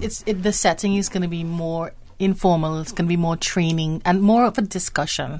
We have representatives like Ned Miller from the Cayman Islands Shipping Registry assisting us with some of the real knowledge. And we're lucky also to have participation from the Royal Cayman Islands Police Marine Unit as well. So we're hoping that each group plays a different role, and they could bring their knowledge and impart their knowledge to everyone there. Mr. Miller, you want to talk about your role? Well, yeah. I'm as you said, I'm a trainee inspector with the Maritime Authority Shipping Registry. Primarily, I actually deal with the local vessels, so local small craft, fishing, pleasure craft, anything that registers with our flag. And as she was saying, I've noticed just in my short time with the registry that we see a lot of very substandard vessels and lack of knowledge in the basics of not just seamanship but safety of navigation. And I don't. It's not the people's fault. They don't know what they don't know. They're not aware of what. A lot of times, they're not aware of what they need. We don't really have a hard and fast set of regulations for these types of vessels, especially on the private side. And so, I think this is a very valuable opportunity for us to educate the public, kind of in not just in what they're doing, but the risks a lot of them don't know they're taking. Now, so we're not looking to create regulations or anything like that. Yeah, right. We just want to help people to be better boaters, to be safer boaters. So many people use their boats on a Sunday, on the weekend. I mean, we've been so lucky not to have more serious accidents, and so we want to keep it that way. Yeah, it's what we call in our office "it can't happen to me" syndrome. Where we are very lucky, we haven't had any loss of life is a major event, but we haven't had like a major event like what you'd see in the news, 10 plus people getting killed or injured. And that's really just coming down to luck right now. There is a lot of behavior out on the water that in other countries would be deemed as very dangerous. And yeah, it's a lot of people are using hope as a tactic, hoping that things work out well, and when they do, it's confirmation that this is great. Okay. Now, I know that there are certainly tangible benefits to be derived from a person's attending this event that you're having. Could you possibly see that translate later on into other benefits for them? For instance, if they have a craft that has to be insured by an insurance company, and the fact that they have attended something that you have that you have put forward in terms of safety and stuff like that, to say, I have this, or would you look to be doing some sort of certification in the future where people could benefit from that? Sure. Well, I'll start off, and then Ned'll take over. Mm-hmm. The course for now is really just to sensitize people. Yes, yeah? I understand. But as you know, from little acorns grow big trees. Precisely. Yeah. And so we think that this is just the beginning. It really just is intended to test the waters, to put out some information, some basic safety information, and we who knows where this will go. Maybe we'll come up with a list of regulations or suggestions. We would have to look to partnering with the government, and if they are open to that. But that's not really what the point. That's not the intention here. Yes. No, I understand. The intention here is really just to get really basic sensitization out there. Yeah. And so far, sorry, Mr. Miller. Yeah, it's like she was saying. Yeah, this isn't the point of this forum. Isn't to put forward that this is the regulation that we want to implement. It's more to inform people what they need to know in order to be safe. There are things we would like to see someday being put forward. There are basic requirements that would be nice to see getting implemented in a more stringent manner. Maybe, hopefully, through this, people will understand that these aren't heavy-duty regulations that might be implemented one day. They're basic safety things that some people might be meeting already and aren't even aware that they're doing that. It might just be, well, you've got 98% of it. There's just a little extra 2% you would need to do later. And the response in terms of to your event so far, what has the response been, and how, other than on Radio Cayman and Talk Today, reaching out, what other methods are you using, as an outreach to those persons that you really want to attract? I think that the theme has really struck a chord with people. Everyone that we've mentioned it to is actually quite interested. I mean, we all know someone with a boat. And I think from that perspective, there's been a lot of interest. In addition to, speaking with people like yourself, we actually have a social media campaign as well going on. So we've put it out on social media.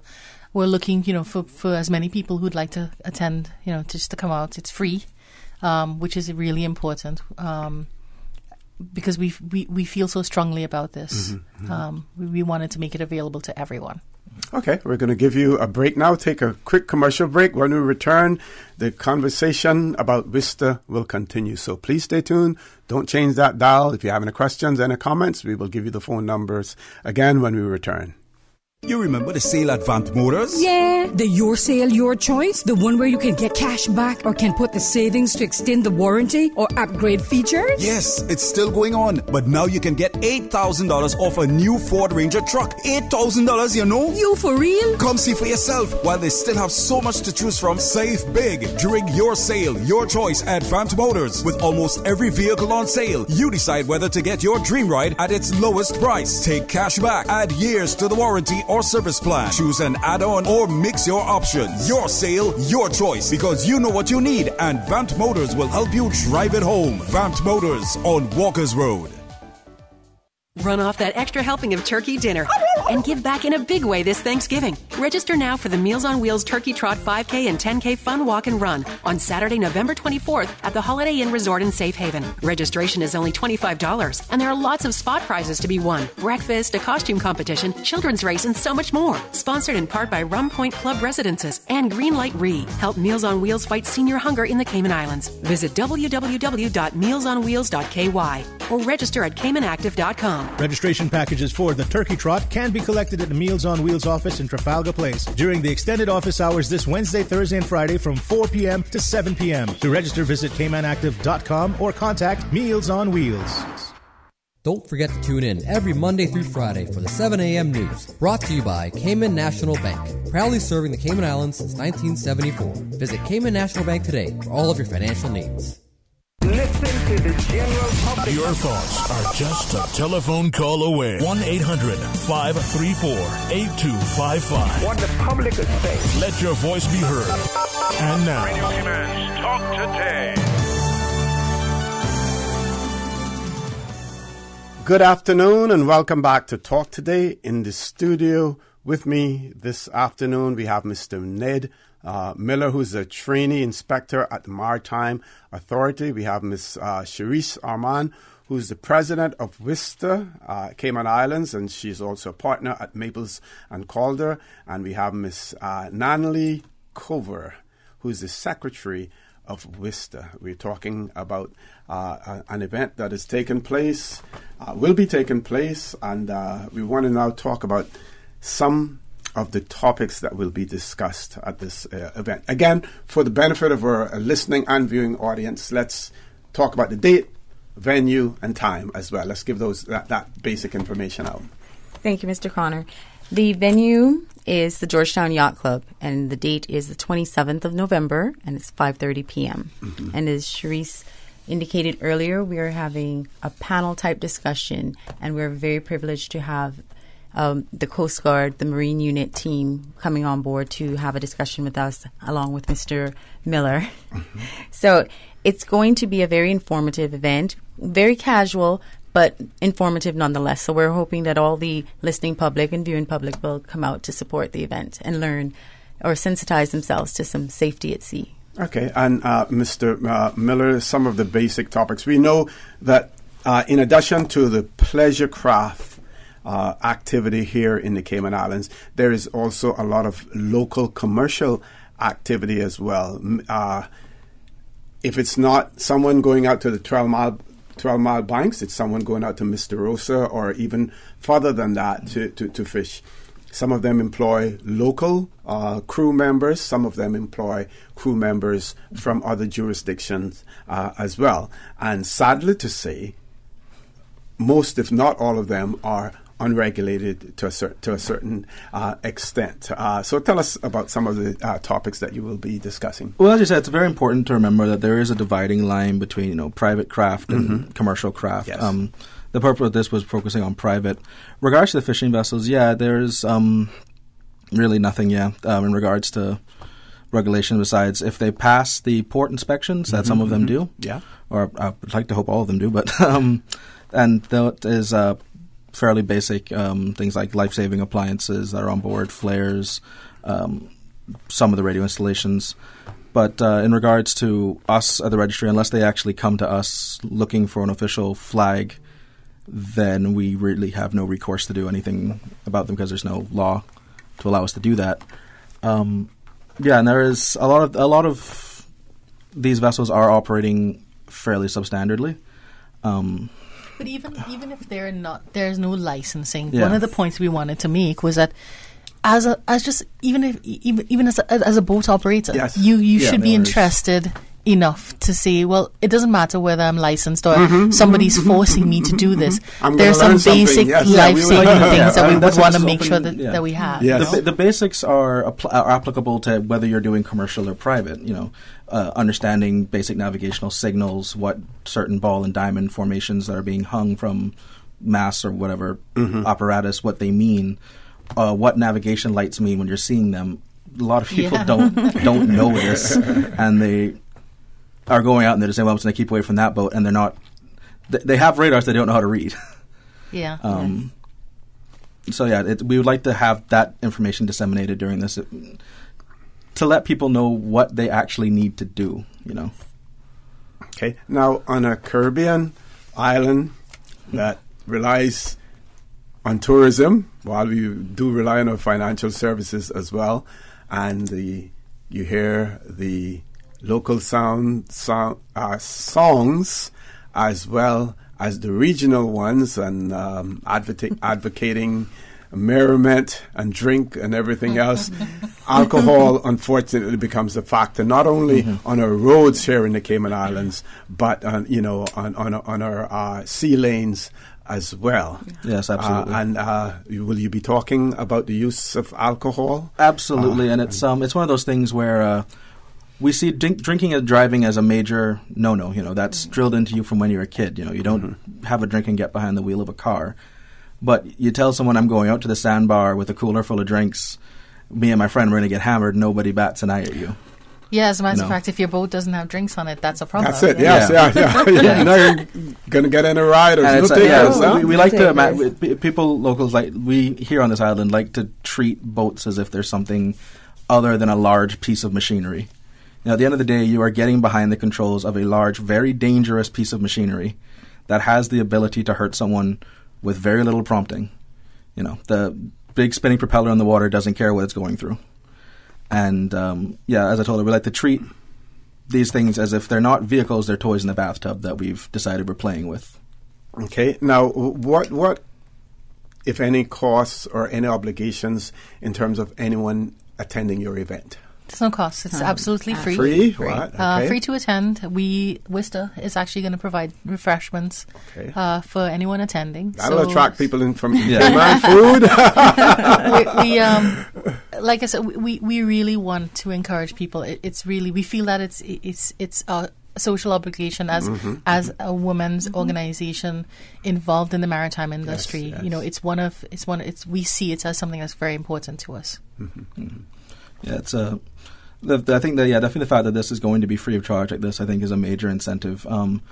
People are very, at least here locally, people are very touchy when it comes to being told they need to learn something, and then when you put a financial barrier between it and them, it's even more disincentivizing for them to want to take part. So I think making this free and making it such an open forum is going to really be beneficial. Yeah, we're hoping it'll be more of a discussion. If people come with questions, we would have the RCIPS Marine Unit or the Shipping Registry there. If you don't know, we can ask a question. We hope it'll be an open discussion. And the location that you're having it at certainly is appropriate, for that as well. Yeah. Are you reaching out as well to, let's see, for those entities that do marine work, boat repairs, things of that nature? We're hoping that anyone who has an interest in the industry would come and participate and even contribute. Yes, this isn't just for the the public sector, people that own that use the boat. I mean, the private dealers. You would hope that they would have an interest as well. Exactly. This is very basic information that everyone should know. Okay, now I don't want you to miss an opportunity to get your message out there. So if there's anything that we haven't covered, I want to give you an opportunity to cover it. I'm looking here also at your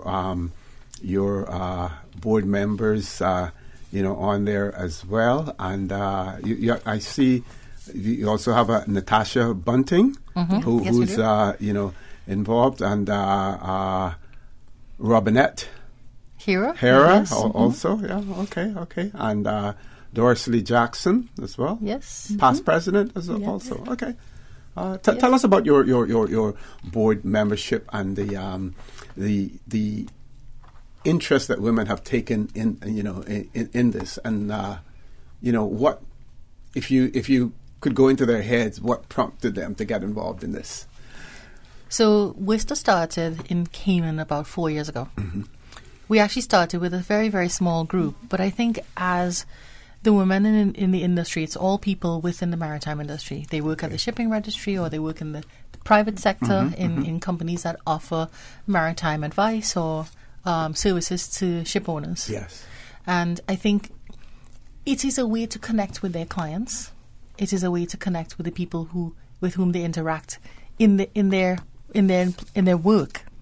And I think we started off there. But I think as the group saw opportunities to make a difference in Cayman, the number has grown. We've been involved in so many different things, projects in the schools. We've brought down, international speakers to speak to some of the school kids here. And I think as it's grown, it's become no longer only about doing this because it's our job, but because we actually feel that we can make a difference just from our own industry and for our own industry. One of the things that we felt really strongly about, and we continue to feel strongly about, is that Cayman's seafaring history is something that we talk about a lot. But there is such a disconnect between kids now seeing opportunities for careers in the industry and the actual opportunities that their grandparents had. And one of the things we want to do is bring them back to that. There are opportunities now. They may be different from the ones that their grandparents had. But they're really, really good opportunities all the same. And it's all a part of us sensitizing the community, and in particular young people, to what we're doing, to careers in the industry. And I think as these ladies have seen that, more and more of them have become interested in what we're doing. And you actually reversed the rules. You flipped the rules now in terms of talking about our maritime heritage. The men went to sea and the women stayed at home. Now you have the women who are getting involved in bringing it all back as well. Quite interesting. And I can tell you from first-hand experience on a number of the vessels I've inspected, foreign flagged ones coming in, they do see a larger and larger number of women taking roles on board, not just and not just on the administrative side, but deck officers, engine officers, machinists. For us, it's not just about women; it's about the young people in Cayman. Yeah, absolutely. Yeah. And we are seeing. I've been out to Run Point on a Sunday. You're seeing younger and younger kids taking their parents' boats out. And we want to make sure we get to them. Yeah, we get to them early and teach them. Just to be conscious of safety from a very, very young age. And they'll carry that through with them, I think. It's perhaps almost think of this as a driver's ed.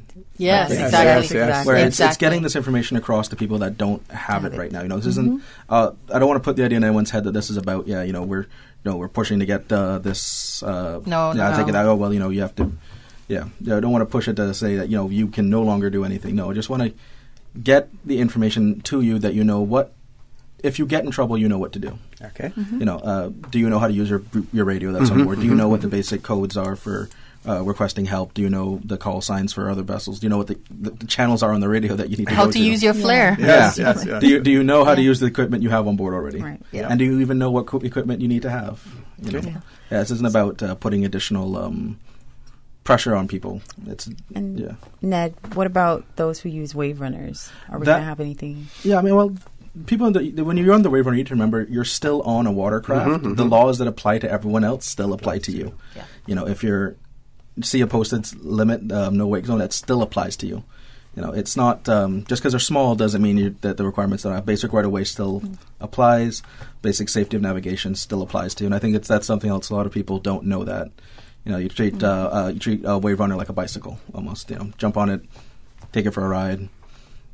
Hopefully no one gets hurt. Sometimes people do, and it's very unfortunate when it happens. Madam President, I think we have about 1 minute left. I want to give you an opportunity for some closing comments. Thank you. I think we want to thank the Board of Worcester. Yes. Nanlee Cover, Natasha Bunting, Robin Hera, Doris Lee Jackson, Kayla Martin, Vanjie Hunter, and Keisha Yates. That's the current board. They are driving this forward. Great. We have a big international Worcester AGM here next year in October. Oh, wow. You'll hear and see a lot. We're expecting about 300 women in the industry internationally coming to Cayman.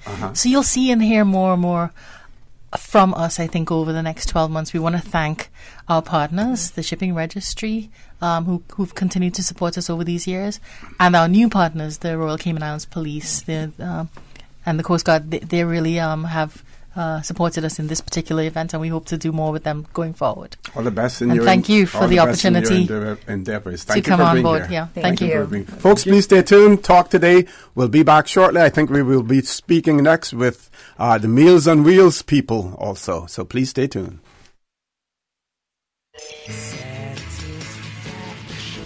Satisfaction is guaranteed 24 hours a day, whether it's music or information. From Grand Cayman to Cayman Brac to Little Cayman, we've got you covered. You ever hear a thing like that? Radio Cayman in the Cayman Islands. Radio Cayman. Radio Cayman's newsroom. These are the biggest stories right now. December 1st is World AIDS Day, and the Health Services Authority's Public Health Department, the Cayman AIDS Foundation, and the Red Cross have partnered to organize free HIV testing next week in the lead-up. Starting Monday through December 1st, testing will be available at all district health centers on Grand Cayman, Faith Hospital on Cayman Brac, and Little Cayman Clinic. Good afternoon, I'm Dion Anglin with your headlines. In news elsewhere, Dolce & Gabbana products have been pulled from Chinese e-commerce sites as the backlash against a controversial ad campaign grows. The firm posted videos this week showing a Chinese model struggling to eat pasta and pizza with chopsticks. The campaign was accused of trivializing Chinese culture and promoting unflattering stereotypes. The controversy risks alienating Dolce & Gabbana from one of the world's biggest luxury markets. We are in a state of chaos. In the city in which I live, I hear and see examples of chaos almost every day. Little children are victims of senseless gun violence. 2 years ago, 11-year-old Milwaukee schoolgirl Sandra Parks wrote these words in an award-winning essay about the murders in her city. However, on Monday night, aged 13, she was shot by a stray bullet fired into her home. And Jamaica is being encouraged to grant paternity leave to working fathers of newborns by the United Nations Development Programme resident representative Bruno Puizat, who disclosed that UNDP has adopted the gender-inclusive policy in the Jamaica Country Office and across the world with good results. That's a wrap of your headlines. I'm Dion Anglin. Radio Cayman, the voice of the Cayman Islands. What's happening in your community?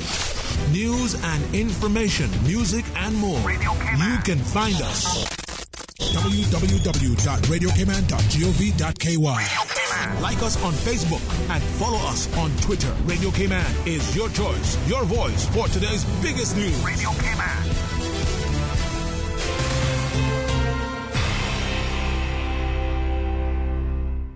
.9 Radio Cayman helps you to weather the storm during this hurricane season. One of the most crucial elements of hurricane preparedness is storm awareness. During the season, it is of utmost importance to pay attention to the latest local weather forecast, as hurricanes do not suddenly form or strike. There are various methods of advanced notification. Utilizing such may be the difference between a favorable outcome and disaster. Both television and radio serve as excellent mediums with up-to-the-minute storm path information in the wake of a hurricane. Another method of tracking a hurricane may be only arm's length away. Your smartphone or tablet can be your most valuable tool before, during, and after a storm, providing countless numbers of apps with crucial hurricane information. Many apps allow you to track storms with moving radar and satellite imagery, plus offer alerts, current conditions, forecasts, advisories, and even video. This hurricane preparedness tip was brought to you by your community radio station, Radio Cayman, 89.9 FM. We are Radio Cayman, and this is how we wake you up in the morning. Praise time.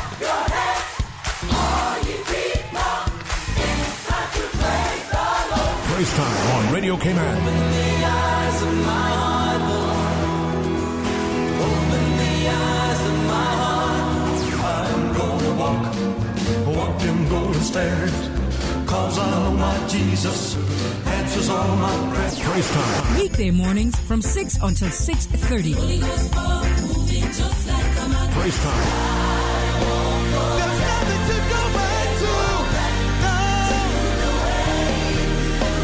Give me Jesus in the morning. For the God of the mountain is still God in the valley. Shout with joy to God, all the earth sing glory to His name. Praise time. Praise Time. Jesus in the morning, yeah. Weekday mornings from 6 until 6:30.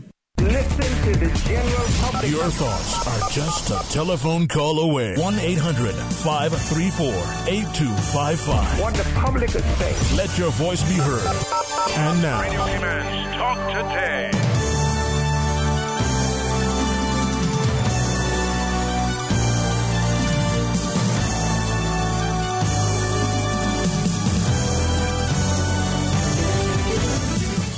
Good afternoon and welcome back to Talk Today. Orrett Connor filling in for Sterling Dwayne Ebanks, who's on a well-deserved vacation. And I can see why it is well-deserved, because Talk Today can be quite interesting and quite busy as well.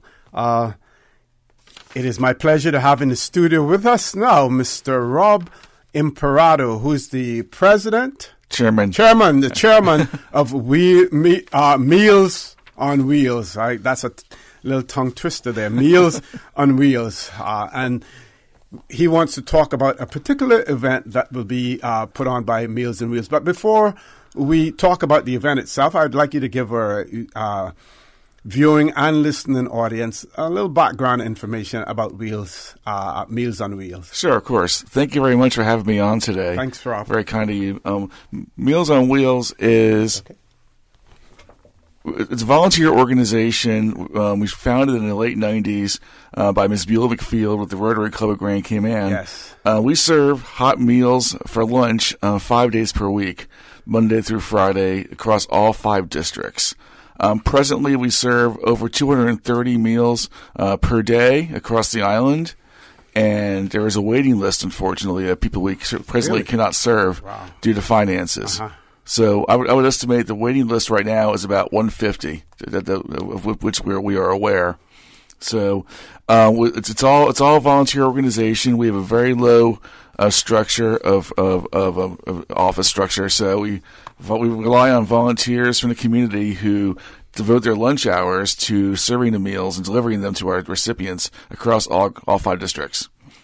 Okay, so this waiting list that you have, the result of that has to do with finances or with boots on the ground? Both, actually. Really, the real determinant is finances, resources. Virtually all of the money we raise from the community goes towards feeding our seniors. It costs $5 per day per meal per senior. So currently our budget is at about a quarter of our budget annually is provided through a government grant. The remaining is through the corporate sector and personal donations. So part of why I'm here today is tomorrow we're having one of our fundraisers, the Turkey Trot. Okay, and tell us about the Turkey Trot. Great. Thank you. This is our 3rd annual Turkey Trot. It's a 5K, 10K walk run tomorrow morning, starting at 6 o'clock is registration, and 6:30 is the kickoff. So we welcome runners and walkers and strollers, and it's a family-friendly event. And we're hosting it this year at the Holiday Inn in Safe Haven. Okay, so that's the Holiday Inn Resort. And the time for it again? It's 6 o'clock is registration, and 6:30 is the kickoff. And the cost is $25 per adults to register, $15 for juniors ages 11 through 17, $10 for children ages 4 to 10. And so you can register in several ways. Thank you. Register several ways through CaymanActive.com.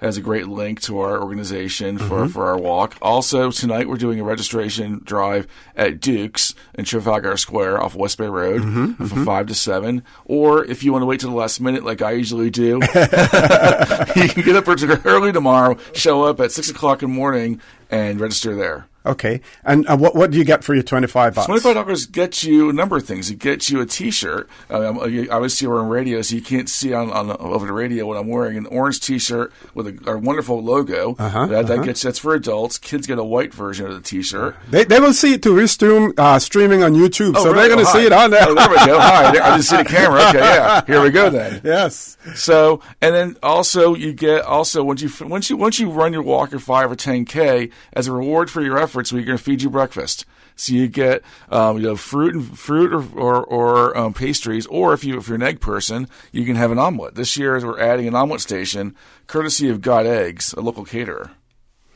So yes, and there are also prizes too. Go ahead and keep talking, okay, Rob, because you may see me making a hand signal, but Susan and I have our little thing going. I understand, exactly. That's okay, no worries. It's okay, sorry.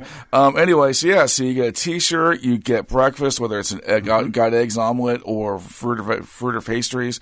We're also doing a number of prizes.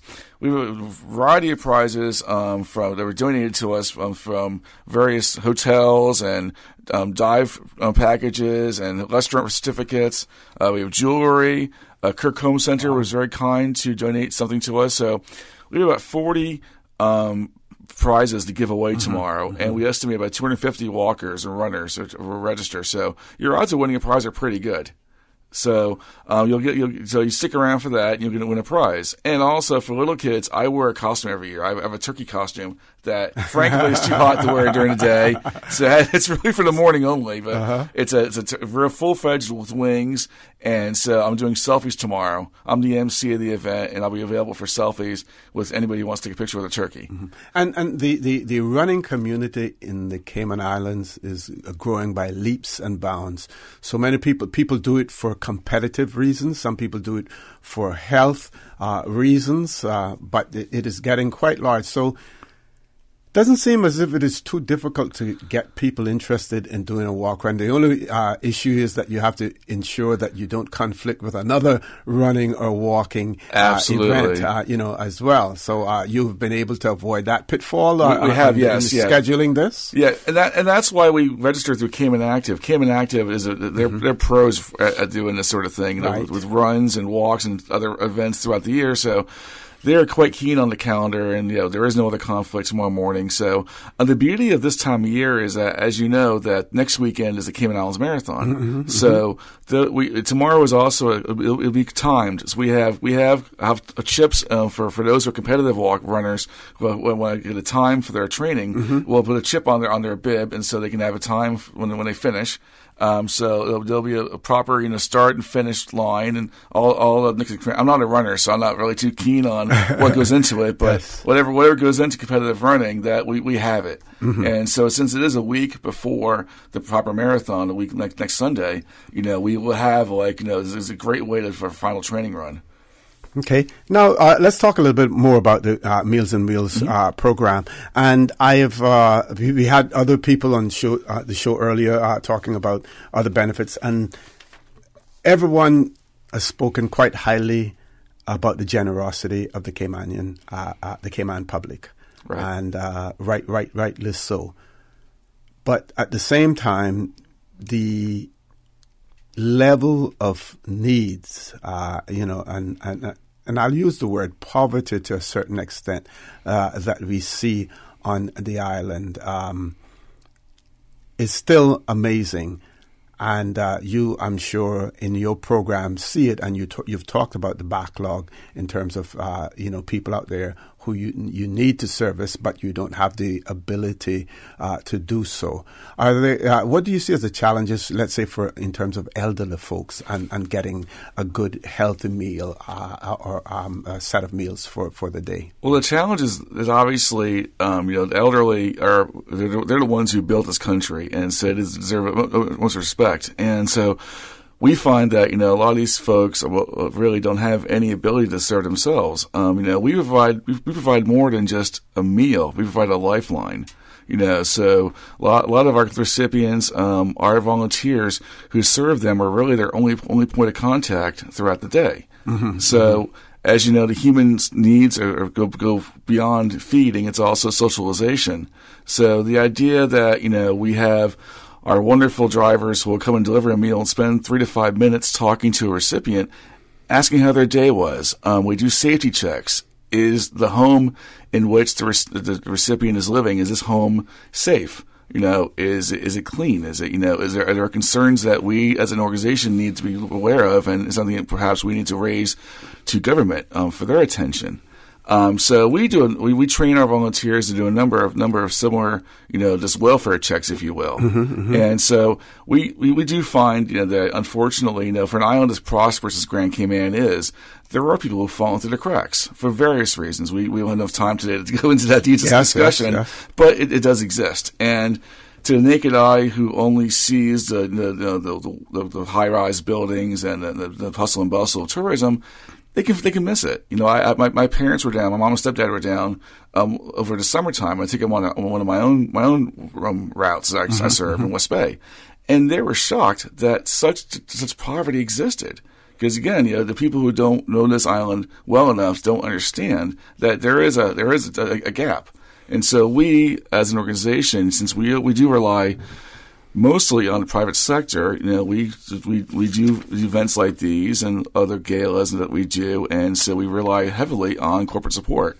And so, there are much more, many ways you can support Meals on Wheels in addition to tomorrow's turkey trot. If you're traveling off island, or if you can't make it tomorrow, Christmas is coming, so we are doing a Pledge a Senior program starting in December, where it costs $110 a month to feed a senior.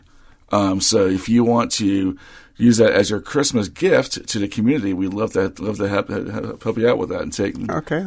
I'd like to talk a little bit more about that program when we return. Let's take a commercial break. When we return, the conversation with Mr. Rob Imperato from Meals on Wheels will continue, so please stay tuned.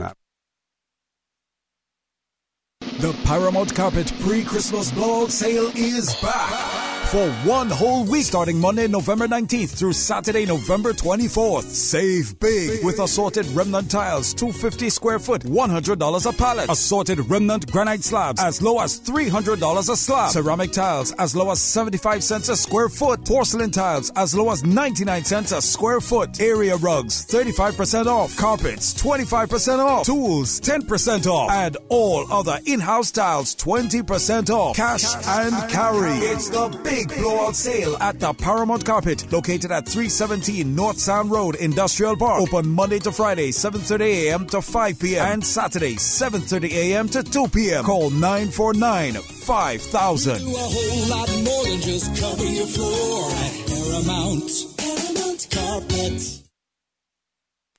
Attention BRAC students, there's still some opportunity for you to register for the BRAC Breeze Fusion 5K Walk Run.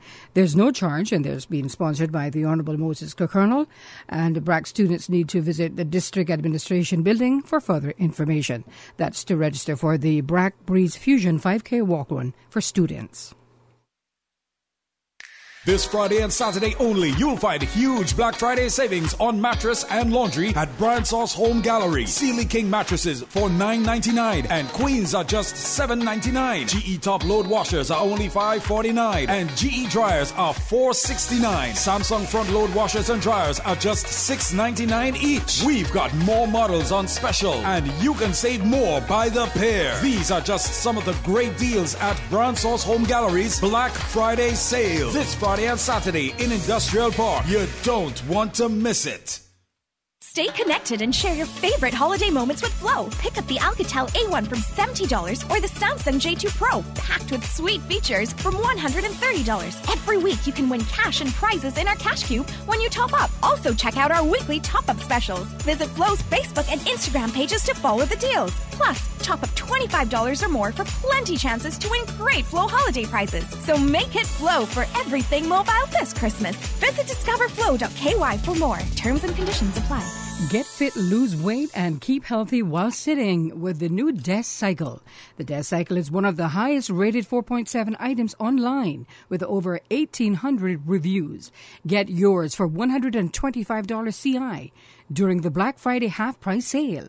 If you need more information, you can call or WhatsApp 326-3726. Email deskcyclecayman@gmail.com, or you can visit their website at www.deskcyclecayman.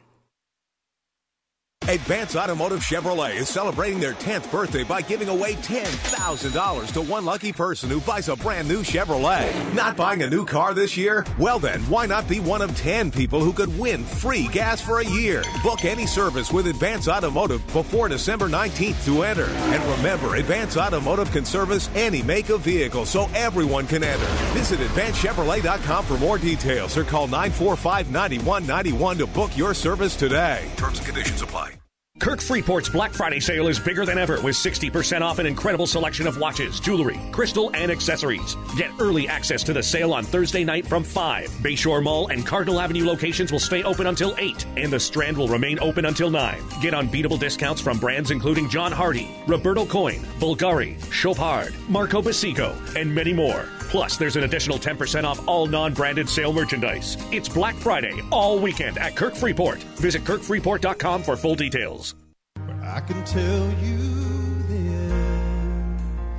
Williams Production presents the Crab Family in Cayman, Monday, December 31st at the Lions Center in support of Adasi. Kickoff time is at 7 p.m. Tickets are only $25 and $35 at the gate. Purchase your tickets now at the Christian Enlightenment Center and Funky Dance. It's all brought to you by the Office of the Premier, Ministry of District Administration, Tourism, and Transport, Value Med Pharmacy, Cayman First, Uncle Clem's, Hides and Son, Praise 87.9 FM, Tony's Toys, and Radio Cayman. The Crab Family in the Cayman Islands, Monday, December 31st at the Lions Center.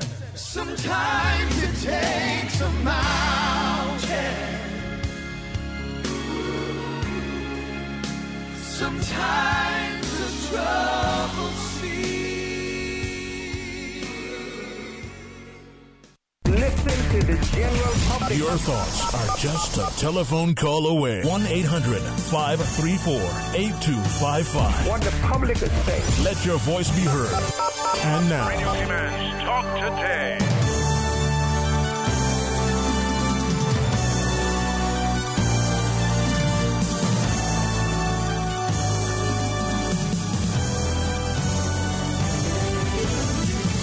Good afternoon and welcome back to Talk Today.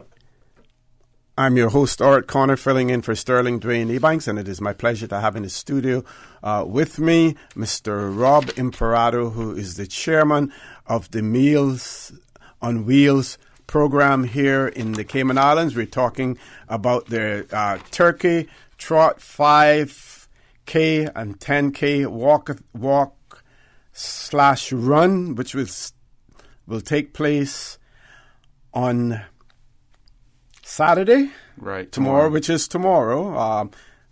Why don't I let Rob tell you about it? No worries. Thank you, sir. No worries. You're doing a great job. No worries. Yes. So our Turkey Trot is tomorrow morning at 6 o'clock in the morning is registration. The race is a 5K, 10K race, walk run.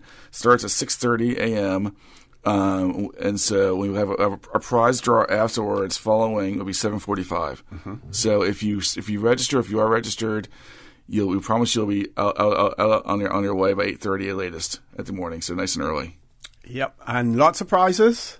Lots of prizes. Yes, we have plenty of prizes. We have donations from Logic. We have scooters to give away. Wow. Gift certificates from Kirk Home Center, jewelry, restaurant vouchers, and a $200 certificate from the Kimpton Hotel. Okay. So thank you again to all of our corporate sponsors who are very generous, as they always are at Meals on Wheels, and giving us these prizes to donate to our winners. Okay, and the cost? Cost is $25 CI to register for adults, $15 for juniors ages 11 to 17, and $10 for children ages 4 to 10. Okay. Now, in order to be eligible for any of those prizes, you basically have to be there. Yes, unfortunately, yes. So once you finish your walk run, grab a water, grab your fruit or beverage or pastries or an omelet from our courtesy of God Eggs omelet station, and relax and then have a seat. And by 7:45, you must be present to win these prizes. Because sometimes people have a tendency, as soon as they finish the event, they jump into their vehicles or whatever, and they're gone. Exactly. Right. And now you will be giving out tickets for raffle purposes. Typically, your race bib serves as your ticket. So it's perforated, so we'll have your number in the kitty. So it'll be a very easy draw. Okay. Let's talk a little bit now about Meals on Wheels program and what you do as well. And on your website here, it says Cayman Islands Meals on Wheels program provides free, hot, nutritious meals to seniors, the homebound, and the disabled throughout the Cayman Islands. This service supplies them with the assistance needed to retain their self-worth and independence and the ability to remain in their homes. And it speaks about isolation being a major issue for many seniors, and the social contract provided by our more than 100 volunteers offers some relief for these individuals. Now, you also spoke, about the vulnerability of the elderly people and the fact that you're seeking donations more to assist them. Now, we see some programs, especially on television, where they will identify a child and say, if you provide $25 per year helps to feed this child or whatever. Do you envisage doing something similar to that, or does it become too personal that you wouldn't want someone to say, okay, I'd like to donate $100 per month or whatever for the next year or for the next 2 years to assist this particular individual? Do you accept things of that nature, or you want it to be more anonymous? We prefer more anonymous. We find that we want to protect the anonymity of our recipients. Yes, for various reasons, and so we operate more on a macro level. Now, if somebody knows of an elderly person who we currently serve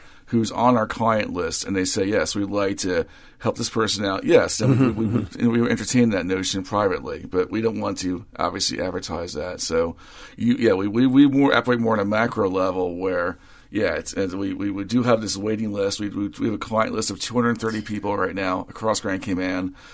The waiting list that we're aware of is about 150 people, and I stress that we're aware of the way we receive our references is through government, through the needs assessment unit. Okay. And the NAU will come to us and say, we received a call from the public or somebody directly who needs assistance.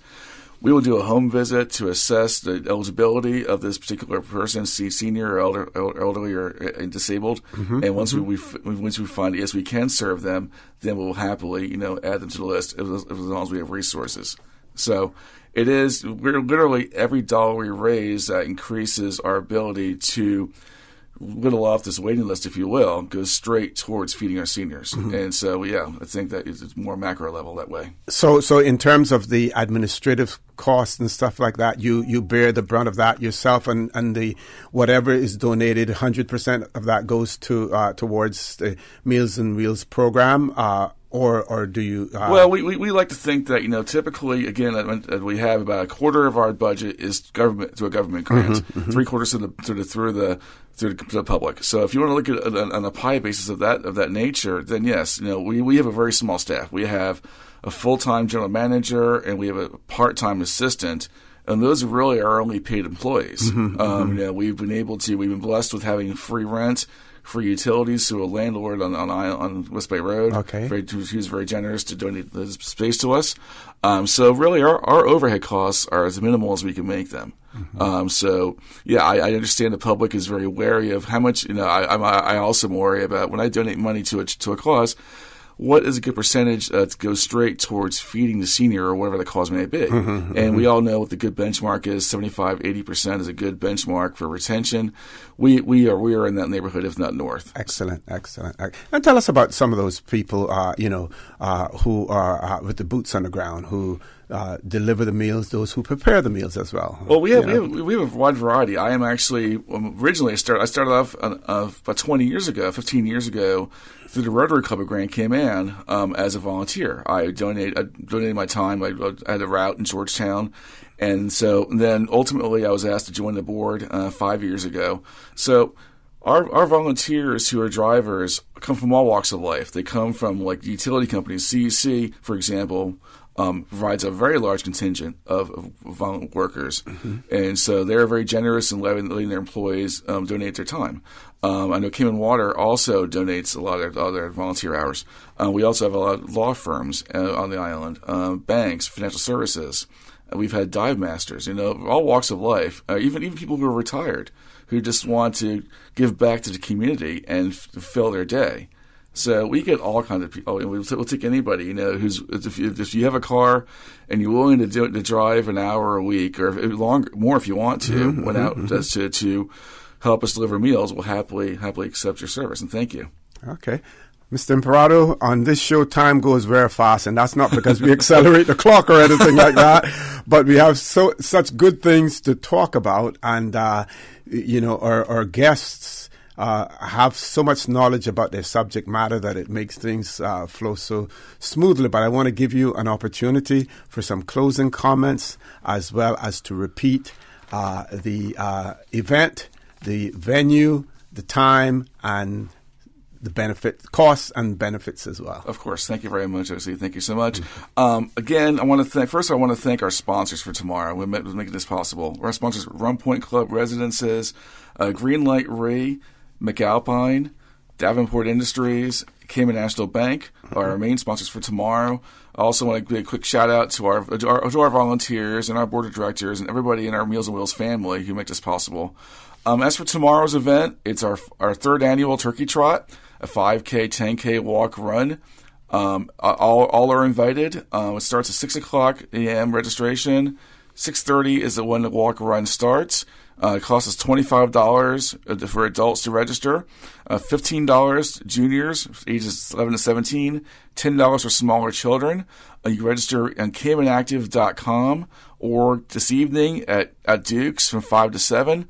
Or if you're like me, wait till the last minute, and then tomorrow morning at 6 a.m.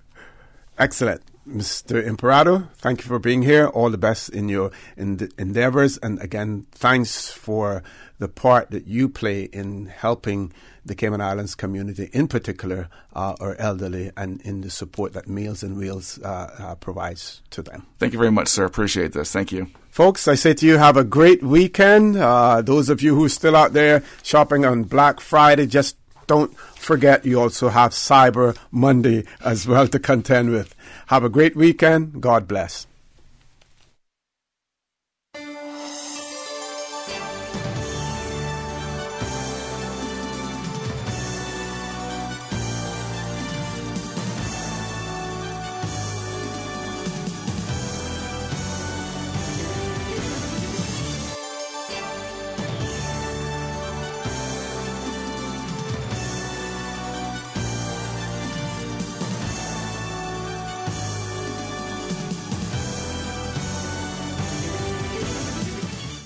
Shaken yet standing firm. This is Radio Cayman in the Cayman Islands.